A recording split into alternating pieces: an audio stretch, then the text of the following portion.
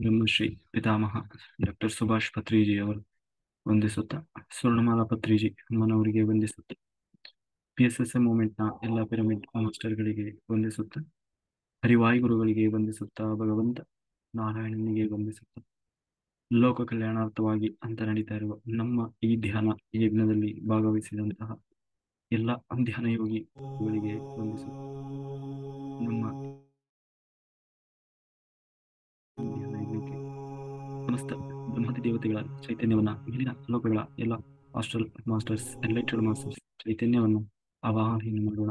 ಸಪ್ತರ್ಷಿಗಳನ್ನು, ಸಪ್ತರ್ಷಿ ಪತ್ನಿಯರನ್ನು, ತ್ರಿಮೂರ್ತಿಗಳನ್ನು, ತ್ರಿಶಕ್ತಿಯರನ್ನು, ಪ್ರಕೃತಿ ಮಾತೆ, ವಸುಂಧರಾ ಮಾತೆಯನ್ನು, ನಮ್ಮೆಲ್ಲರ ಪೂರ್ಣಾತ್ಮನನ್ನ ಆವಾಹನೆಯನ್ನು ಮಾಡೋಣ. ಲೋಕ ಕಲ್ಯಾಣಾರ್ಥವಾಗಿ ಅಂತ ಹೇಳಿ ಯಾರೆಲ್ಲ ಕೂತು ತಪಸ್ಸು ಮಾಡ್ತಾ ಇದ್ದಾರೆ, ಧ್ಯಾನ ಮಾಡ್ತಾ ಇದ್ದಾರೆ, ಯೋಗಿಗಳು, ಸಿದ್ಧಪುರುಷರು, ಋಷಿಮುನಿಗಳು, ಹಿಮಾಲಯದ ಯೋಗಿಗಳು, ಚಿರಂಜೀವಿಗಳ ಚೈತನ್ಯವನ್ನ ಆವಾಹನೆಯನ್ನು ಮಾಡೋಣ.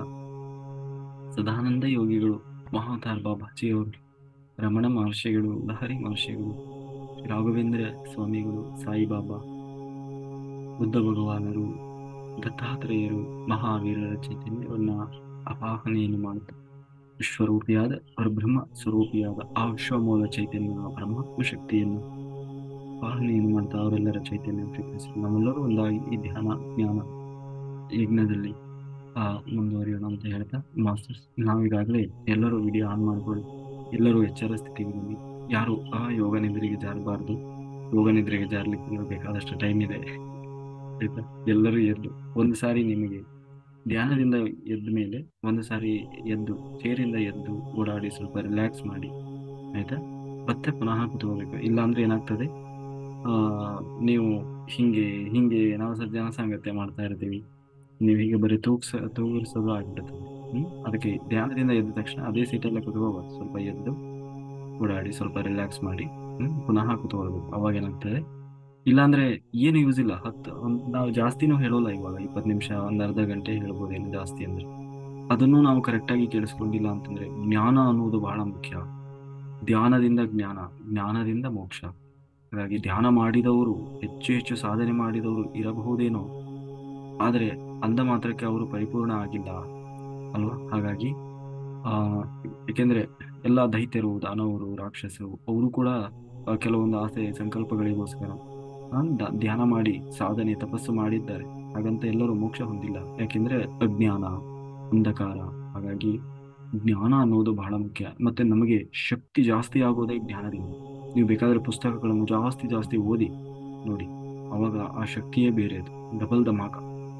ಲಾಡು ಬಂದು ಬಾಯಿ ಬಿತ್ತ ಅಂತೀವಲ್ಲ ಹಾಗೆ. ಹಾಗಾಗಿ ಜ್ಞಾನ ಅನ್ನೋದಕ್ಕೆ ಅದರಲ್ಲೂ ಯಾರಾದ್ರೂ ಒಳ್ಳೆ ಮಾಸ್ಟರ್ಸ್, ಜ್ಞಾನಿಗಳು ಹೇಳುವಾಗ ಅದನ್ನ ಕೇಳುವ ಜ್ಞಾನ ಇದೆ, ಅದು ಇನ್ನೂ ಬಹಳ ಎನರ್ಜೆಟಿಕ್ ಆಗಿರ್ತದೆ, ತುಂಬಾ ಶಕ್ತಿ ಇರ್ತದೆ. ಎಷ್ಟೋ ವಿಷಯಗಳನ್ನ ಇವಾಗ ನಾನು ಹೇಳ್ತಾ ಇರ್ತೀನಿ. ನಾನು ಸತ್ಯವಾಗಿ ಹೇಳೋದೇನು, ಸತ್ಯವಾಗಿ ಹೇಳ್ತೀನಿ, ಇದರಲ್ಲಿ ಎಷ್ಟೋ ವಿಷಯಗಳು ನನಗೇ ಗೊತ್ತಿರೋದು ನಾನು ಹೇಳುವಾಗ. ಆದ್ರೆ ಆ ಹೇಳುವಾಗ ನನ್ನ ಬಾಯಲ್ಲಿ ಬರ್ತಾ ಇರ್ತದೆ. ಅದಕ್ಕೆ ಕಾರಣ ಏನು ಅಂತಂದ್ರೆ, ನಾವು ಲೋಕ ಕಲ್ಯಾಣಕ್ಕಾಗಿ ಯಾವುದೇ ಸ್ವಾರ್ಥ ಇಲ್ಲದೆ ಒಂದು ವಿಷಯವನ್ನು ನಾವು ಹೇಳಬೇಕು ಅಂತ ಹೊರಟಾಗ ನಮ್ಮ ನಾಲಿಗೆಯನ್ನ, ನಮ್ಮ ಮನಸ್ಸನ್ನ, ನಮ್ಮ ಬುದ್ಧಿಯನ್ನ ಭಗವಂತ ತೆಗೆದುಕೊಳ್ತಾನೆ. ಮಾಸ್ಟರ್ಸ್ಗಳು ಅದನ್ನ ಕಂಟ್ರೋಲಿಗೆ ತಗೊಳ್ತಾರೆ. ನಮ್ಮನ್ನ ಕೇವಲ ಒಂದು ಮಾಧ್ಯಮವನ್ನಾಗಿಸಿ ಏನು ಹೇಳಬೇಕು ಅಂತ ಇದೆಯೋ ಅದನ್ನ ಹೇಳಿಸ್ತಾರೆ. ಹಾಗಾಗಿ ಆ ಎನರ್ಜಿ ಬರೀ ನಮ್ಮ ಎನರ್ಜಿ ಮಾತ್ರ ಆಗಿರೋಲ್ಲ, ತುಂಬಾ ಎನರ್ಜೆಟಿಕ್ ಮತ್ತೆ ಪವರ್ಫುಲ್ ಆಗಿರ್ತದೆ. ಜೊತೆಗೆ ಎಷ್ಟೋ ಜನ ಕುತ್ಕೊಂಡು ಅವ್ರ ತಲೆಯಲ್ಲಿ ಓಡಿಸ್ತಾ ಇರ್ತಾರಲ್ವ, ಏನೇನೋ ಆಲೋಚನೆಗಳು ಓಡ್ತಾ ಇರ್ತದೆ. ಅದಕ್ಕೆ ಅವರು ಕನೆಕ್ಟ್ ಮಾಡ್ತಾರೆ. ಅಂದ್ರೆ ನಾವು ಹೇಳುವ ಉತ್ತರ ಅವತ್ತು ಅವರ ಪ್ರಶ್ನೆಗೆ ಅವತ್ತು ಉತ್ತರ ಸಿಕ್ತು, ಅಂದ್ರೆ ಅದೇ ತರದನ್ನೇ ಹೇಳ್ತಾರೆ. ಇಲ್ಲಾಂದ್ರೆ ನಮಗೆ ಹೇಗೆ ಗೊತ್ತಾಗ್ತದೆ? ಹಾಗೆ ಆಮೇಲೆ ನಾವು ನಾರ್ಮಲ್ ಟೈಮಲ್ಲಿ ಇರುವಾಗ ನಮ್ಮ ಎನರ್ಜಿ ಇದೇ ಬೇರೆ ಇರ್ತದೆ. ಕ್ಲಾಸಿಗೆ ಕೂತಾಗ ನಮ್ಮ ಎನರ್ಜಿನೇ ಬೇರೆ ಇರ್ತದೆ. ಹಾಗಾಗಿ ಅಂತ ಒಂದು ಒಳ್ಳೆ ಅವಕಾಶವನ್ನ ನಾವು ಸುಮ್ಮನೆ ವೇಸ್ಟ್ ಮಾಡಿ ಹಾಳು ಮಾಡ್ಕೊಳ್ಬಾರ್ದು. ಚೆನ್ನಾಗಿ ಅದನ್ನ ಬಳಸ್ಕೊಳ್ಬೇಕು, ಆಯ್ತಾ? ಹಾಗಾಗಿ ಎಲ್ಲರೂ ಅವೇರ್ನೆಸ್ ಅಲ್ಲಿ ಇದ್ದು ಅಂತ ಒಂದು ವಿಷಯಗಳನ್ನು ನಾವು ಕರೆಕ್ಟಾಗಿ ಕೇಳಿ ತಿಳ್ಕೊಳ್ಬೇಕು. ಹಾಗಾಗಿ ನಾವು ಇವತ್ತು ಕೆಲವು ವಿಷಯಗಳನ್ನು ನಾವು ನೋಡೋಣ.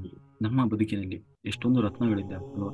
ನಾವು ಎಲ್ಲರಿಗೂ ಆಸೆ ಇರ್ತದೆ, ಬಂಗಾರ ಹಾಕೊಳ್ಬೇಕು, ಅದರಲ್ಲೂ ಡೈಮಂಡ್ಗಳನ್ನ ಏನೇನೋ ಆಸೆ, ಬಂಗಾರ ತಗೊಳ್ಬೇಕು, ಅಷ್ಟು ತೊಲ ಬಂಗಾರ. ಇವಾಗಂತೂ ಬಂಗಾರದ ರೇಟ್ ಕೇಳಿದ್ರೆ ಬಂಗಾರದ ಆಸೆನೇ ಯಾರು ಮಾಡಂಗಿಲ್ಲ ಅಲ್ವಾ. ಆ ತರ ಬಂಗಾರದ ರೇಟ್ಗಳೆಲ್ಲ ಆಗಿದೆ. ಆದ್ರೆ ನಿಜವಾದ ರತ್ನಗಳು ಯಾರು, ಏನು ನಮ್ಮ ಬದುಕಿನಲ್ಲಿ ನಿಜವಾದ ರತ್ನಗಳು, ಮತ್ತೆ ನಾವು ಪಡೆಯಲೇಬೇಕಾದ, ನಾವು ಸಂಪಾದನೆ ಮಾಡಬಹುದಾದ ರತ್ನಗಳು ಯಾವುದು ಅಂತಂದ್ರೆ 3 ರತ್ನಗಳಿದ್ದಾವಂತೆ. ರತ್ನಗಳು. ಅವು ನಮ್ಮ ಆತ್ಮವನ್ನು, ನಮ್ಮನ್ನ, ಮತ್ತೆ ಈ ಬದುಕನ್ನ, ನಮ್ಮ ಜನ್ಮವನ್ನು, ನಾವು ತೆಗೆದುಕೊಂಡಂತಹ ಸಾಧನೆಯನ್ನು. ಯಾಕೆಂದ್ರೆ ನೀವು ಯಾರೇ ತಿಳ್ಕೊಳ್ಳಿ, ಯಾರು ವೇಸ್ಟ್ ಅಂತ ನಾವು ಅನ್ಕೊಂಡಿದ್ದೀವಿ ಅಷ್ಟೇ. ಲೌಕಿಕ ಬದುಕಿನಲ್ಲಿ ಮಾಡುವ ಸಾಧನೆ ಮಾತ್ರ ಸಾಧನೆ ಅಂತ. ಇವತ್ತು ಎಷ್ಟೋ ಜನ ದೊಡ್ಡ ದೊಡ್ಡ ಸ್ಥಾನದಲ್ಲಿ ಇದ್ದವರು ಕೂಡ ಆಧ್ಯಾತ್ಮಿಕತೆಯಲ್ಲಿ ತಮ್ಮನ್ನು ತೊಡಗಿಸಿಕೊಂಡಿರ್ತಾರೆ. ದೊಡ್ಡ ದೊಡ್ಡ ದೊಡ್ಡ ಕಂಪನಿಗೆ ಸಿಇಒ ಆಗಿರ್ತಾರೆ, ತುಂಬಾ ಕೋಟಿಗಟ್ಟಲೆ ಅರ್ನ್ ಮಾಡೋರು ಇರ್ತಾರೆ. ಆದ್ರೆ ಅವರಲ್ಲೂ ಒಂದು ಕಡೆ ಎಷ್ಟೋ ಜನ ಇದ್ದಾರೆ ಸ್ಪಿರಿಚುವಲ್ ಆಗಿ ತಮ್ಮನ್ನ ತೊಡಗಿಸಿಕೊಳ್ತಾರೆ. ಯಾಕೆಂದ್ರೆ ಅವರಿಗೆ ಗೊತ್ತಿದೆ, ಇದರಲ್ಲಿ ನಾವು ಎಷ್ಟೇ ಸಾಧನೆ ಮಾಡಿ, ಎಷ್ಟೇ ಎತ್ತರಕ್ಕೆ ಬೆಳೆದರೂ ಕೂಡ ಕೊನೆಗೊಂದು ದಿನ ಇದು ಅಂತ್ಯ ಆಗೋದೆ. ಇದಕ್ಕೂ ಮೀರಿದ್ದು ನಾನು ಏನೋ ಮಾಡಬೇಕಾಗಿದೆ, ನನ್ನ ಆತ್ಮಕ್ಕೂ ಬೇರೆ ಏನೋ ಬೇಕಾಗಿದೆ ಅನ್ನುವ ಜ್ಞಾನ ಅವರಲ್ಲಿ ಇರ್ತದೆ. ಉದಾಸೀನತೆ ಇರೋಲ್ಲ. ದೊಡ್ಡ ಅರ್ಧಮುರ್ಧ ಆಗಿ ಮಾಡಿರ್ತಾರಲ್ವ, ಅವರಲ್ಲೇ ಜಾಸ್ತಿ ಉದಾಸೀನ. ಇನ್ನು ಕೆಲಸ ಸಿಕ್ಕಿರಲ್ಲ, ಅವರಲ್ಲೇ ಗಾಂಚಲಿ ಜಾಸ್ತಿ. ಹಾಗಾಗಿ ಲೌಕಿಕ ಬದುಕಿನ ಸಾಧನೆ ಬೇರೆ, ಅದರ ಜೊತೆಗೆ ನಾವು ನಮ್ಮ ಆತ್ಮಕ್ಕಾಗಿ ಮಾಡುವ ಸಾಧನೆ ಬೇರೆ. ಪ್ರತಿಯೊಬ್ಬರು ನಾವು ನಮ್ಮ ಆತ್ಮಕ್ಕೆ ಏನು ಬೇಕೋ ಅದನ್ನು ನಾವು ಪ್ರತಿಯೊಬ್ಬರು ಕೊಡಲೇಬೇಕು. ಆ ರತ್ನಗಳು ಯಾವುದು ಅಂತಂದ್ರೆ 3 ರತ್ನಗಳಿದ್ದಾವೆ. ಏನು 3 ರತ್ನ? ಅದೇ ಧ್ಯಾನ, ಸ್ವಾಧ್ಯಾಯ, ಸಜ್ಜನ ಸಾಂಗತ್ಯ. ಆ 3 ರತ್ನಗಳನ್ನು ಪ್ರತಿನಿತ್ಯ ನಾವು ಬಿಡಲೇಬಾರ್ದು. ಬಿಟ್ವಿ ಅಂದ್ರೆ ನಾವು ಕೆಟ್ವಿ. ಹೇಗೆ 3 ಹೊತ್ತು ನಾವು 3 ಹೊತ್ತು ಊಟ ಮಾಡ್ತೀವಲ್ವ, ಹಾಗೆ ನಮ್ಮ ಬದುಕಿನಲ್ಲಿ ಧ್ಯಾನ, ಸ್ವಾಧ್ಯಾಯ, ಸಜ್ಜನ ಸಾಂಗತ್ಯ ಅಂತ ಅನ್ನುವುದು ಬಹಳ ಮುಖ್ಯ. ಈ 3 ರತ್ನಗಳೇ ಮಾನವನನ್ನು ಶಾಶ್ವತವಾಗಿ ಅಲಂಕೃತಗೊಳಿಸಿರ್ತದೆ. ಧ್ಯಾನ ಅಂದ್ರೇನು? ಶ್ವಾಸದ ಮೇಲೆ ಗಮನ. ಸ್ವಾಧ್ಯಾಯ ಅಂತಂದ್ರೇನು? ನಮ್ಮನ್ನ ನಾವು ಅಧ್ಯಯನ ಮಾಡ್ಕೊಳ್ಳೋದು. ನಾವು ಬರೀ ಪುಸ್ತಕವನ್ನು ಓದೋದು ಅಂತ ಅನ್ಕೊಂಡಿದ್ದೀವಿ. ನಿಜವಾದವು ಸ್ವಾಧ್ಯಾಯ ಅಂತಂದ್ರೆ ಕೇವಲ ಪುಸ್ತಕವನ್ನು ಓದುವುದು ಮಾತ್ರ ಅಲ್ಲ. ಪುಸ್ತಕವನ್ನು ಯಾಕೆ ಓದ್ತೀವಿ? ಪುಸ್ತಕದಲ್ಲಿ ಏನಿದೆ ಅಂತ ತಿಳ್ಕೊಳ್ಳಿಕ್ಕೆ, ಏನು ಜ್ಞಾನ ಇದೆ. ಅದರಲ್ಲಿ ಎಷ್ಟೋ ಜ್ಞಾನ ನಮಗೆ ಗೊತ್ತಿರೋದಿರ್ತದೆ, ಗೊತ್ತಿಲ್ಲದೆ ಇರೋದಿರ್ತದೆ. ಗೊತ್ತಿರೋದನ್ನ ತೊಂದರೆ ಇಲ್ಲ, ಗೊತ್ತಿಲ್ಲದೆ ಇರೋದನ್ನ ಏನ್ ಮಾಡ್ತೀವಿ? ತಗೊಳ್ತೀವಿ. ಆಮೇಲೆ ಅದರಲ್ಲಿ ಒಂದು ವೇಳೆ ಕೆಲವೊಂದು ತಪ್ಪು ಮಾಹಿತಿ ಇದ್ರೆ ಏನ್ ಮಾಡ್ತೀವಿ? ತಪ್ಪು ಮಾಹಿತಿ ಇದ್ರೂ ಅದನ್ನ ನಾವು ಅಸೆಪ್ಟ್ ಮಾಡ್ತೀವಿ. ಇಲ್ಲ, ಇದೆಲ್ಲ ಯಾಕೋ ತಪ್ಪು ಕೊಟ್ಟಿದ್ದಾರೆ, ಯಾಕೆಂದ್ರೆ ಹಾಗಿಲ್ಲ, ಇದು ಬೇರೆ ಕಡೆ ಬೇರೆ ತಿಳ್ಕೊಂಡಿದ್ದೀವಿ ಅಂತ ಹೇಳಿ ನಾವೇನ್ ಮಾಡ್ತೀವಿ? ತಪ್ಪು ಮಾಹಿತಿಯನ್ನು ಕೂಡ, ಎಲ್ಲ ಪುಸ್ತಕದಲ್ಲಿರೋ ಎಲ್ಲ ಮಾಹಿತಿಯನ್ನು ತಗೊಂಡ್ಬಿಡೋದು. ಕೆಲವೊಂದು ವಿಷಯಗಳನ್ನು ನಾವು ನೆಗ್ಲೆಕ್ಟ್ ಮಾಡ್ತೀವಿ. ಹಾಗೆ ಸ್ವಾಧ್ಯಾಯ ಅಂತಂದ್ರೆ ಬರೀ ಪುಸ್ತಕವನ್ನ ಓದಿ ಒಳ್ಳೆಯದನ್ನ ತಗೊಂಡು ಕೆಟ್ಟದನ್ನು ಬಿಡುವುದು ಅಥವಾ ತಪ್ಪಿರುವುದನ್ನು ಬಿಡುವುದು ಮಾತ್ರ ಅಲ್ಲ. ಅಧ್ಯಾಯ, ನನ್ನನ್ನು ನಾನು ಕೂಡ ಪ್ರತಿನಿತ್ಯ ಅಧ್ಯಯನ ಮಾಡಿಕೊಳ್ಳಬೇಕು. ಅದು ಕೂಡ ನಿಜವಾದ ಸ್ವಾಧ್ಯಾಯ. ಏಕೆಂದ್ರೆ ನಾನು ಎಷ್ಟು ಬೆಳೆದಿದ್ದೇನೆ, ನನ್ನಲ್ಲಿ ಎಂತಹ ಗುಣಗಳಿದ್ದಾವೆ, ಮತ್ತೆ ನನ್ನಲ್ಲಿ ಏನೇನು ಮಿಸ್ಟೇಕ್ಸ್ ಇದೆ ಅನ್ನುವುದನ್ನ ನಾವು ಪ್ರತಿನಿತ್ಯ ಪ್ರತಿನಿತ್ಯ ನಾನು ಎಷ್ಟು ಬೆಳೀತಾ ಇದ್ದೇನೆ, ನಾನು ಎಷ್ಟು ಇನ್ನು ನನ್ನನ್ನು ನಾನು ತಯಾರಿ ಮಾಡ್ಕೊಳ್ಬೇಕಾಗಿದೆ ಅನ್ನುವುದನ್ನ ಪ್ರತಿನಿತ್ಯ ನಮ್ಮನ್ನು ನಾವು ಸ್ವಾಧ್ಯಾಯ ಮಾಡ್ಕೊಳ್ಬೇಕು. ಸುಮ್ಮನೆ ಒಂದು 5 ನಿಮಿಷ ಕೂತ್ಕೊಳ್ಬೇಕು. ಧ್ಯಾನ ಮಾಡೋ ವಿಚಾರ ಬೇಕು. ಒಂದು 5 ನಿಮಿಷ ಕೂತ್ಕೊಳ್ಬೇಕು. ನನ್ನಲ್ಲಿ ಏನೇನೆಲ್ಲ 2 ಪಾರ್ಟ್ ಮಾಡಿ, ನನ್ನಲ್ಲಿ ಎಲ್ಲ ಏನೇನು ಒಳ್ಳೆ ಗುಣಗಳಿದ್ದಾವೆ, ಅಂದ್ರೆ ಒಳ್ಳೆ ಅಭ್ಯಾಸಗಳಿದ್ದಾವೆ ಅಂತ ಒಂದು ಕಡೆ ಹಾಕಿ, ಇನ್ನೊಂದು ಕಡೆ ನನ್ನಲ್ಲಿ ಅಂದ್ರೆ ಆನೆಸ್ಟ್ ಆಗಿ ಯಾಕೆಂದ್ರೆ ನೀವು ಇನ್ನೊಬ್ಬರ ಜೊತೆ ಹೇಳ್ಕೊಳ್ಳೋಕೆ ಅವಶ್ಯಕತೆ ಇಲ್ಲ. ನನ್ನಲ್ಲಿ ಏನು ದೋಷ ಇದೆ, ನನ್ನಲ್ಲಿ ಏನು ಒಳ್ಳೆ ಕ್ವಾಲಿಟೀಸ್ ಇದೆ ಅನ್ನೋದನ್ನ ಲಿಸ್ಟ್ ಮಾಡ್ಕೊಳ್ಬೇಕು. ಲಿಸ್ಟ್ ಮಾಡಿ ಪ್ರತಿನಿತ್ಯ ಒಳ್ಳೆ ಗುಣ ಇದ್ರೆ ನಮಗೆ ನಾವೇ ಅಪ್ರಿಷಿಯೇಟ್ ಮಾಡ್ಕೊಳ್ಬೇಕು, ಮತ್ತೆ ಅದನ್ನ ಇನ್ನೂ ಜಾಸ್ತಿ ಮಾಡ್ಕೊಳ್ಳಿಕ್ಕೆ ಪ್ರಯತ್ನ ಮಾಡಬೇಕು. ಇನ್ನೊಂದು ಕಡೆ ಕೆಟ್ಟ ಅಥವಾ ತಪ್ಪು ಮಿಸ್ಟೇಕ್ಸ್ಗಳೇನಿರ್ತದೆ, ಅಂದ್ರೆ ಬ್ಯಾಡ್ ಹ್ಯಾಬಿಟ್ಸ್ ಅಂತ ಏನು ಹೇಳ್ತೀವಿ ಅವುಗಳು, ಅಥವಾ ಇನ್ನೂ ಅದರಲ್ಲಿ ನಾವು ಕೆಲವೊಂದು ವಿಷಯಗಳು ತುಂಬಾ ಪೂರ್ ಇರ್ತೀವಿ, ಅದನ್ನ ಡೇ ಬೈ ಡೇ, ಒಂದೇ ಸರಿ ರಾತ್ರೋರಾತ್ರಿ ಬದಲಾವಣೆ ಸಾಧ್ಯ ಇಲ್ಲ. ರಾತ್ರಿಯಿಂದ ನಾವು ಇದನ್ನೆಲ್ಲ ಶುರು ಮಾಡಿಬಿಡೋಣ ನಾಳೆ ಸಾಧ್ಯ ಇಲ್ಲ. ಒಂದೊಂದೇ ಹಂತವಾಗಿ ಪ್ರಯತ್ನ ಮಾಡ್ತಾ ಬರಬೇಕು. ಆಗ ಏನಾಗ್ತದೆ, ಅದು ಕಂಟ್ರೋಲಿಗೆ ಸಿಗ್ತಾ ಬರ್ತದೆ. ನೀವು ಒಂದೇ ಸಾರಿ ನಾನು ಮಾಡಿಬಿಡ್ತೇನೆ ಅಂದ್ರೆ ಸಾಧ್ಯ ಇಲ್ಲ. ಹಾಗಾಗಿ ಫಸ್ಟ್ ನಾವ್ ಏನ್ ಮಾಡ್ಕೊಳ್ಬೇಕು, ಅದಕ್ಕೆ ಹೇಳೋದು ಆತ್ಮ ಉದ್ಧಾರ ಇದೆ, ಆತ್ಮ ಅನಾತ್ಮ. ನಮ್ಮ ಆತ್ಮದ ಉದ್ಧಾರ ನಾವೇ ಮಾಡ್ಕೊಳ್ಬೇಕು. ನಮ್ಮ ನಿಜವಾದ ಸ್ನೇಹಿತರು ಯಾರು ಅಂತಂದ್ರೆ ನಾವೇ. ನಮಗಿಂತಲೂ ಇನ್ನೊಬ್ಬ ಸ್ನೇಹಿತ ನಮಗೆ ಇನ್ನೊಬ್ಬ ಇಲ್ಲ. ಅದು ಗಂಡ ಇರ್ಬೋದು, ಹೆಂಡತಿ ಇರ್ಬೋದು, ಪ್ರಿಯತಮ ಇರ್ಬೋದು, ಪ್ರಿಯತಮೇ ಇರ್ಬೋದು. ನನಗೆ ನೀನು ಅಂದ್ರೆ ಜೀವ, ಜೀವ ನೀನು ಅಂದ್ರೆ ನಾನು ಅಂತ ಯಾರು ಏನೇ ಡೈಲಾಗ್ ಹೇಳಿದರೂ ಕೂಡ ನಿಜವಾದ ಆಪ್ತ ಸ್ನೇಹಿತರು, ಆಪ್ತ ಮಿತ್ರರು ಯಾರಂದ್ರೆ ನಮಗೆ ನಾವೇ. ಯಾಕೆಂದ್ರೆ ನಮಗೆ ನಾವು ಏನು ಅನ್ನೋದು, ನಮ್ಮ ನಾವು ಮಾಡಿದ ಕೆಲಸ, ನಮ್ಮ ಒಳಿತು ಕೆಡುಕು ಎಲ್ಲ ನಮಗೆ ಮಾತ್ರ ಗೊತ್ತಿರ್ತದೆ. ನಾವು ಹೇಳ್ತೀವಲ್ಲ, ನೀನು ಯಾರ ಕಣ್ಣಿಂದಲಾದರೂ ತಪ್ಪಿಸಿಕೊಳ್ಳಬಹುದು, ಭಗವಂತನ ಕಣ್ಣಿಂದ ಭಗವಂತನ ಕಣ್ಣಿರ್ಲಿ ನಮ್ಮ ಕಣ್ಣಿಂದಲೇ ನಾವು ತಪ್ಪಿಸಿಕೊಳ್ಳಿಕ್ಕೆ ಆಗೋಲ್ಲ ಅಲ್ವಾ. ನಮ್ದೆಲ್ಲ ನಮಗೆ ಗೊತ್ತಿರ್ತದೆ, ಹುಟ್ಟಿದಾಗಲಿಂದ ನಾವು ಕೊನೆಯವರೆಗೂ ಇಲ್ಲಿಯವರೆಗೆ ಏನ್ ಬಂದಿದ್ದೇವೆ, ನಮ್ಮದು ಏನು ಹಿಸ್ಟ್ರಿ ಅನ್ನೋದು ನಮಗೆ ಗೊತ್ತಿದೆ ಅಲ್ವಾ. ಹಾಗೆ ಗೊತ್ತಿರುವಾಗ ನಾವು ನಮ್ಮಲ್ಲಿರುವ ಆ ಮಿಸ್ಟೇಕ್ಸ್ ಅನ್ನ ಮತ್ತೆ ಸರಿಯ ತಪ್ಪುಗಳನ್ನ ನಾವೇ ತಿದ್ದುಕೊಳ್ಬೇಕಾದವು. ಇನ್ನೊಬ್ರು ಗುರುತಿಸಿ ಅಲ್ಲ, ಮೇಲೆ ಭಗವಂತ ನಿಮ್ಮನ್ನು ನೋಡ್ತಾ ಇರ್ತಾನೆ, ಅವನು ಹಾಗೆ ಮಾಡ್ತಾನೆ ಹೀಗೆ ಎಲ್ಲೋ ಅಲ್ಲ, ನಮ್ಮೊಳಗೆ ಕೂತು ನಮಗೆ ಆ ಇದನ್ನ ತೋರಿಸ್ತಾ ಇದ್ದಾನೆ. ಹಾಗಾಗಿ ನಮಗೆ ನಾವೇ ಭಗವಂತರು, ನಮಗೆ ನಾವೇ ಗುರುಗಳು, ನಮಗೆ ನಾವೇ ನಾವು ಸರಿ ಸರಿ ಮಾಡಿಕೊಳ್ಳುವಂತಹ ಜವಾಬ್ದಾರಿ ನಮಗೇ ಇರ್ತದೆ. ಹಾಗಾಗಿ ತಪ್ಪು ಮಾಡುವುದು ಸಹಜ ಗುಣ ಅಲ್ವಾ. ಕೆಲವೊಂದು ಪ್ರಾರಬ್ಧವಶ ಅದು, ಅಥವಾ ಪ್ರಕೃತಿಯ ಸ್ವಭಾವದಿಂದ, ಅಥವಾ ನಾವು ತಿನ್ನುವ ಆಹಾರದಿಂದ, ನಮ್ಮ ಸಂಘದೋಷದಿಂದ, ಆ ಸಜ್ಜನ ಏನು ಅಥವಾ ನಮ್ಮ ಸಾಂಗತ್ಯಗಳಿಂದ, ಅಯೋಗ್ಯರ ಸಹವಾಸದಿಂದ ನಮ್ಮಲ್ಲಿ ಮಿಸ್ಟೇಕ್ಸ್ಗಳು, ಅಥವಾ ನಮ್ಮ ಸಂಸ್ಕಾರ, ಆ ಫ್ಯಾಮಿಲಿಯಲ್ಲಿ ನಾವು ಆ ಥರದ ಯಾವುದೇ ಸಂಸ್ಕಾರವನ್ನು ಪಡೆದಿರೋದಿಲ್ಲ. ಅಂತಹ ಸಂದರ್ಭದಲ್ಲಿ ನಮಗೆ ಒಳ್ಳೆಯ ಗುಣಗಳು ಹುಟ್ಟಿದಾಗಿನಿಂದ ಅಥವಾ ಕೆಲವು ಸಂದರ್ಭದಲ್ಲಿ ಬರದೇ ಇರಬಹುದು. ಆದರೆ ನಾವು ಅದನ್ನ ಹಂತ ಹಂತವಾಗಿ ನಾವು ತಯಾರಿ ಮಾಡ್ಕೊಳ್ಬೇಕಾಗ್ತದೆ. ಹಾಗಾಗಿ ನಾವೇನ್ ಮಾಡಬೇಕು, ಮೊದಲು ನಮ್ಮಲ್ಲಿ ಯಾವುದನ್ನ ನಾವು ಬೆಳೆಸ್ಕೊಳ್ಬೇಕಾಗಿದೆ, ಯಾವುದನ್ನ ನಾವು ಕಡಿಮೆ ಮಾಡ್ಕೊಳ್ಬೇಕಾಗಿದೆ ಅಂತ ಹೇಳಿ ನಾವು ತಿದ್ದಿಕೊಂಡು ನಮ್ಮನ್ನು ನಾವು ಒಂದು ಒಳ್ಳೆಯ ವಿಗ್ರಹದ ಹಾಗೆ ತಯಾರು ಮಾಡಿಕೊಳ್ಳುವ ಜವಾಬ್ದಾರಿ ಅದು ನಮ್ಮದೇ ಹೊರತು ಇನ್ನೊಬ್ರು ಯಾರೂ ಅಲ್ಲ. ಹಾಗಾಗಿ ಗುರುವನ್ನು ಕೇವಲ ಮಾರ್ಗದರ್ಶನ ಮಾಡಬಹುದು, ಆದರೆ ನಿಜವಾದ ಗುರು ಯಾರು ಅಂತಂದ್ರೆ ನನಗೆ ನಾನೇ. ಹಾಗಾಗಿ ಶ್ವಾಸವೇ ನಮ್ಮ ಗುರು, ನಮಗೆ ನಾವೇ ನಿಜವಾದ ಆಪ್ತ ಮಿತ್ರರು, ಆಪ್ತ ಸ್ನೇಹಿತರು.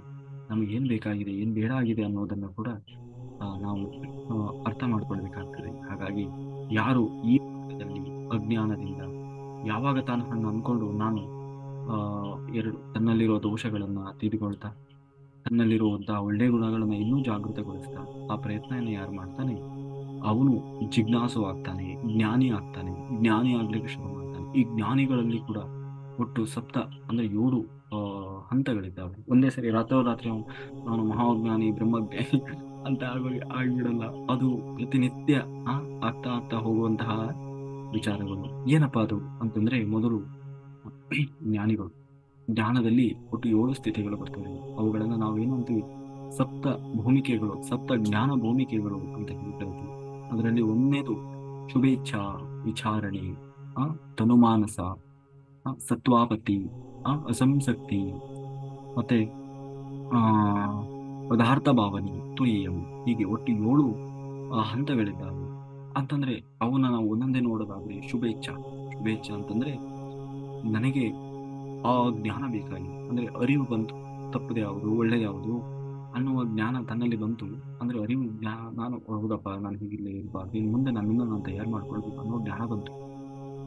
ಆಗ ಅವನು ನನಗೆ ನಾನೇ ಆ ಬ್ರಹ್ಮಜ್ಞಾನ ಬೇಕು ಅನ್ನುವ ಆಸೆ, ಇಚ್ಛೆ, ಕಾಮ ಒಳಗಡೆಯಿಂದ ಬರ್ತದೆ. ಅವಾಗ ಏನ್ ಮಾಡ್ತಾನೆ ಅವನು, ನಾನು ಶಾಶ್ವತ ದುಃಖರಾಹಿತ್ಯ ಪದವಿಯನ್ನ ಹೊಂದಬೇಕು ಅನ್ನುವ ತೀವ್ರವಾದ ಆಕಾಂಕ್ಷೆ ಅವನಲ್ಲಿ ಬರ್ತದೆ. ಇದು ಕೂಡ ಮೊದಲನೇ. ಇವನು ಕೂಡ ಜ್ಞಾನಿನೇ. ಯಾಕೆಂದ್ರೆ ಇವತ್ತು ನೀವು ಹೋಗಿ ನೋಡಿ, ಯಾರಾದ್ರೂ ನೋಡಪ್ಪ ಧ್ಯಾನ ಮಾಡು, ನೋಡಪ್ಪ ಅದು ಮಾಡು ಇದಂತ ಹೇಳಿದ್ರೆ ಅವನು ನಿಮಗೆ ಬುದ್ಧಿವಾದ ಹೇಳ್ಬೇಕು, ನಿನಗೇನು ಅಲ್ವಾ, ನಿಮಗೆ ಬುದ್ಧಿವಾದ ಹೇಳಿ ಒಂದ್ ಸ್ವಲ್ಪ ಹೊತ್ತು ಅವ್ನು ನಿಮ್ಮನ್ನೇ ಬ್ರೈನ್ ವಾಶ್ ಮಾಡ್ಲಿಕ್ಕೆ ಟ್ರೈ ಮಾಡ್ಬಿಡ್ತಾನೆ. ಹೌದೇನೋ ಅವ್ನು ಹೇಳೋದೇ ಸರಿ ಐತೀರ, ನಾನೇ ಇಲ್ಲ ಹೊರಟಿದ್ದೇನೇನೋ ಅನ್ನೋ ತರ ನಿಮ್ಗೆ ಅವನು ಬ್ರೈನ್ ವಾಶ್ ಮಾಡ್ಬಿಡ್ತಾನೆ. ಅದಕ್ಕೆ ಏನ್ ಮಾಡ್ಬೇಕು ಅಂತಂದ್ರೆ, ಹಾಗಾಗಿ ನಾವು ಮೊದಲು ಶುಭೇಚ್ಛಾ ಅಂತಂದ್ರೆ ಆ ಜ್ಞಾನವನ್ನು ಪಡಿಬೇಕು ಅನ್ನುವ ಆ ಹಪಾಹಪಿ ಬರುವುದು ಕೂಡ ಮೊದಲ ಹಂತ. ಅದು ಕೂಡ ಜ್ಞಾನಿಗೆ ಮಾತ್ರ ಸಾಧ್ಯ. ಅಜ್ಞಾನಿಗಳಿಗೆ ನೀವು ಹೇಳಿದ್ರೆ ನಿಮಗೆ ಅವರು ರಿವರ್ಸ್ ಹೇಳಿ ಅಥವಾ ಹೋಗ್ಬಿಡ್ತಾರೆ, ಅಂತ ತಗೊಳೋದಿಲ್ಲ. ಹಾಗಾಗಿ ಮೊದಲ ಹಂತ ಯಾವುದು, ಶುಭೇಚ್ಛಾ. ಎರಡನೇದು ವಿಚಾರಣೆ. ಯಾವಾಗ ತನೆಯಲ್ಲಿ ಬಂತು ಆಗ ಅವನು ವಿಚಾರ ಮಾಡ್ಲಿಕ್ಕೆ ಶುರು ಮಾಡ್ತಾನೆ. ಇದನ್ನು ಹೇಗೆ ಸಂಪಾದನೆ ಮಾಡೋದು, ಅದನ್ನು ಸಾಧಿಸುವುದು ಹೇಗೆ, ಬ್ರಹ್ಮಜ್ಞಾನವನ್ನು ಪಡೆಯೋದು ಹೇಗೆ, ಆತ್ಮಜ್ಞಾನವನ್ನು ಪಡೆಯೋದು ಹೇಗೆ ಅಂತ ಹೇಳಿ ತನ್ನೊಳಗೆ ಆ ಒಂದು ಹಪ ಅನ್ನೋದು ಶುರುವಾಗ್ತದೆ. ಬ್ರಹ್ಮಜ್ಞಾನ ಪ್ರಾಪ್ತಿ ಯಾವ ರೀತಿ ಹೊಂದಲಿಕ್ಕೆ ಸಾಧ್ಯವಿದೆ ಅನ್ನುವ ಅನುಮಾನಗಳು ಶುರುವಾಗ್ತದೆ. ಆಗ ಅವನಿಗೆ ಯಾವುದೋ ಮೂಲಕ ಆ ಬ್ರಹ್ಮಜ್ಞಾನ ಪ್ರಾಪ್ತಿಯ ವಿಧಾನ ಅನ್ನೋದು ಸಿಗ್ತದೆ. ಯಾವುದು ಆ ವಿಧಾನ, ಬ್ರಹ್ಮಜ್ಞಾನದ ಪ್ರಾಪ್ತಿಯ ವಿಧಾನ ಯಾವುದು, ಧ್ಯಾನ, ಸ್ವಾಧ್ಯಾಯ, ಸಜ್ಜನ ಸಾಂಗತ್ಯ. ಈ ತ್ರಿರತ್ನಗಳೇ ಆ ನಿಜವಾದ ಏನು ಮಾರ್ಗ, ವಿಧಾನ. ಇನ್ನು ಅದು ಸಿಕ್ಕಾದ್ಮೇಲೆ ಅವನು ಏನ್ ಮಾಡ್ತಾನೆ, ಸಿಕ್ಕಾದ್ಮೇಲೆ ಅವನು ತನುಮಾನಸ. ಮೂರನೇ ಹಂತ ಯಾವುದು? ತನುಮಾನಸ ಅಂತಂದ್ರೆ ಇನ್ನು ವಿಚಾರಣೆಯಿಂದ ಅವನು ಸಾಧನೆಯ ಮಾರ್ಗವನ್ನು ತಿಳ್ಕೊಳ್ತೀವಲ್ಲ. ಆದ್ದರಿಂದ ಏನಾಗ್ತದೆ, ತಕ್ಷಣ ಅವನು ಸಮಯ ವ್ಯರ್ಥ ಮಾಡೋದಿಲ್ಲ, ಸಾಧನೆಯಲ್ಲಿ ಮಗ್ನನಾಗ್ತಾನೆ. ಅದನ್ನೇ ಅಂದ್ರೆ ಪ್ರತಿನಿತ್ಯ ಧ್ಯಾನ ಮಾಡ್ಲಿಕ್ಕೆ ಶುರು ಮಾಡ್ತಾನೆ, ಸ್ವಾಧ್ಯಾಯ ಮಾಡ್ಲಿಕ್ಕೆ ಶುರು ಮಾಡ್ತಾನೆ. ಸಜ್ಜನ ಸಾಂಗತ್ಯಗಳನ್ನ, ಎಲ್ಲಿ ಧ್ಯಾನ ಯಜ್ಞಗಳು ನಡೀತದೆ, ಎಲ್ಲೂ ಧ್ಯಾನಿಗಳು ಸೇರ್ತಾ ಇದ್ದಾರೆ, ಎಲ್ಲಿ ಧ್ಯಾನ ಪ್ರಚಾರ ನಡೀತಾ ಇದೆ, ಅಲ್ಲೆಲ್ಲ ಹೋಗಿ ತನ್ನನ್ನು ತಾನು ತೊಡಗಿಸಿಕೊಳ್ತಾನೆ. ಹಾಗೆ ಎಂದಿಗೂ ಕೂಡ ವ್ಯರ್ಥವಾಗಿ ಸಮಯ ಕಳೆಯಿಲ್ಲ. ಎಲ್ಲೋ ಒಂದು ಸ್ವಲ್ಪ ಸಮಯ ಸಿಕ್ತು ಅಂದ್ರೆ ಕುತ್ಕೊಂಡು ಧ್ಯಾನ ಮಾಡ್ಲಿಕ್ಕೆ ಶುರು ಮಾಡ್ತಾನೆ. ಹೀಗೆ ತನ್ನನ್ನ ತಾನು ಆ ವಿಧಾನದಲ್ಲಿ, ಮಾರ್ಗದಲ್ಲಿ ತನ್ನನ್ನ ತೊಡಗಿಸಿಕೊಳ್ತಾನೆ, ಅಂದ್ರೆ ಮುಳುಗಿ ಹೋಗ್ತಾನೆ. ಆ ಸ್ಥಿತಿ ಏನಿದೆ ಅದನ್ನ ತನುಮಾನಸ ಅಂತ ಕರಿತೀವಿ, ತನುಮಾನಸ. ಇನ್ನು ನಾಲ್ಕನೇ ಹಂತದಲ್ಲಿ ಸತ್ವಾಪತ್ತಿ. ಏನು ಸತ್ವಾಪತ್ತಿ ಅಂತಂದ್ರೆ ಶುದ್ಧ ಸಾತ್ವಿಕತೆಯನ್ನು ಸಾಧಿಸುವುದು ಅಲ್ವಾ. ಇವತ್ತು ನೋಡಿ ಧ್ಯಾನಿಗಳು ನೋಡಿ, ನೀವು ಒಂದು ಮಾತು ಹೇಳಿದ್ರೆ ಸಾಕು, ಅವರು ಧ್ಯಾನಿಗಳು ಅಂದ್ರೆ ಸಾಕು, ಎಲ್ಲರಲ್ಲೂ ಅಂದ್ರೆ ಒಂದು ಕಾನ್ಫಿಡೆನ್ಸ್ ಬಂದ್ಬಿಡ್ತದೆ, ಈ ಧ್ಯಾನಿಗಳಪ್ಪ ಭಾರಿ ಒಳ್ಳೆಯದು ಅದು ಫಸ್ಟ್ ಬರೋದೇ ಅದು. ಅವ್ರು ಹೆಂಗಿದಾರೋ, ಎಷ್ಟು ಬೆಳೆದಾರೋ ಅದೆಲ್ಲ ಗೊತ್ತು. ಧ್ಯಾನಿಗಳು ಅಂದ್ರೆ ಮುಗಿತು, ಅಲ್ಲಿ ನಮಗೆ ನಂಬಿಕೆ ಶುರುವಾಗ್ಬಿಡ್ತದೆ. ಈ ಧ್ಯಾನಿಗಳಪ್ಪ, ನೀವು ಹಣ, ವ್ಯವಹಾರ, ವ್ಯಾಪಾರ ಯಾವುದರಲ್ಲೂ ಅನುಮಾನ ಅನ್ನೋದೇ ಬರೋದು. ಈ ಧ್ಯಾನಿಗಳು ದುಡ್ಡು ಕೊಡ್ತಾರಪ್ಪ, ಈ ಧ್ಯಾನಿಗಳು ಅವರು ಹಂಗೆಲ್ಲ ಮಾಡೋದು ಅಂದ್ರೆ ಅನುಮಾನ ಅಂದ್ರೆ ಇದು ಬರೋದಿಲ್ಲ. ಕಾರಣ ಏನಂತಂದ್ರೆ ಅವರಲ್ಲಿ ಆ ಸಾತ್ವಿಕತೆ, ಒಳ್ಳೆತನ, ಒಳ್ಳೆ ಜ್ಞಾನ, ಬುದ್ಧಿ ಅನ್ನೋದು ಜಾಗೃತ ಆಗ್ತಾ ಹೋಗ್ತದೆ. ಆಗ್ಲಿಲ್ಲ ಅಂದ್ರೆ ಆಗಿಸ್ಕೊಳ್ಬೇಕು ಅದಕ್ಕೆ ಸಜ್ಜನ ಸಾಂಗತ್ಯ ಮಾಡೋದು. ಸಜ್ಜನ ಸಾಂಗತ್ಯವನ್ನು ಯಾಕೆ ಕೇಳಬೇಕು ಅಂತಂದ್ರೆ, ನಮ್ಮಲ್ಲಿ ತಪ್ಪು ತಿಳುವಳಿಕೆ, ಮೋಹ, ಮಾಯೆಯಲ್ಲಿ ನಾವು ಸಿಕ್ಕಾಕೊಂಡಿರ್ತೀವಿ. ಪ್ರತಿನಿತ್ಯ ಕೇಳೋದ್ರಿಂದ ಏನಾಗ್ತದೆ, ಸಜ್ಜನರ ಸಹವಾಸ ಹೆಜ್ಜೆಯನ್ನು ಸವಿದಂತೆ, ದುರ್ಜನರ ಸಂಘ ಕಲ್ಲು ಹೊಯ್ದು ಕಿಡಿಯ ತೆಗೆದುಕೊಂಡಂತೆ, ಕೂಡಲ ಸಂಗಮ ದೇವನು ಅಂತ ಹೇಳ್ತಾರಲ್ವಾ. ಹಾಗೆ ದುರ್ಜನರ ಸಂಘ ಹೇಗಿರ್ತದೆ, ಕಲ್ಲೊಡೆದ ಕಿಡಿ ಬರ್ತದಲ್ವಾ, ಹಾಗೆ ಜೇನು ಕಡದಂತೆ ಅಂತ ಹೇಳಿ. ಜೇನಿಗೆ ಕಲ್ಲು ಹೊಡೆದ್ರೆ, ಕಲ್ಲ ಹೊಯ್ದು ಕಿಡಿಯ ತೆಗೆದುಕೊಂಡಂತಂದ್ರೆ ಜೇನಿ ಕಲ್ಲು ಹೊಡೆದ್ರೆ ಏನಾಗ್ತದೆ, ಹಾಗೆ ಅದು ದುರ್ಜನರ ಸಂಘ ಇರ್ತದೆ.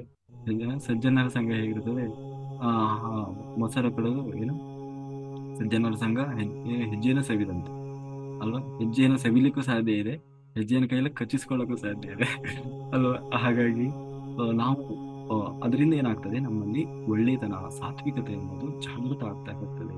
ಅದನ್ನು ಅಭ್ಯಾಸ ಮಾಡೋದು ಇಲ್ಲ ಅಂತಂದ್ರೆ ನಾವು ಧ್ಯಾನ ಮಾಡೋದು ವ್ಯರ್ಥ ಆಗ್ತದೆ.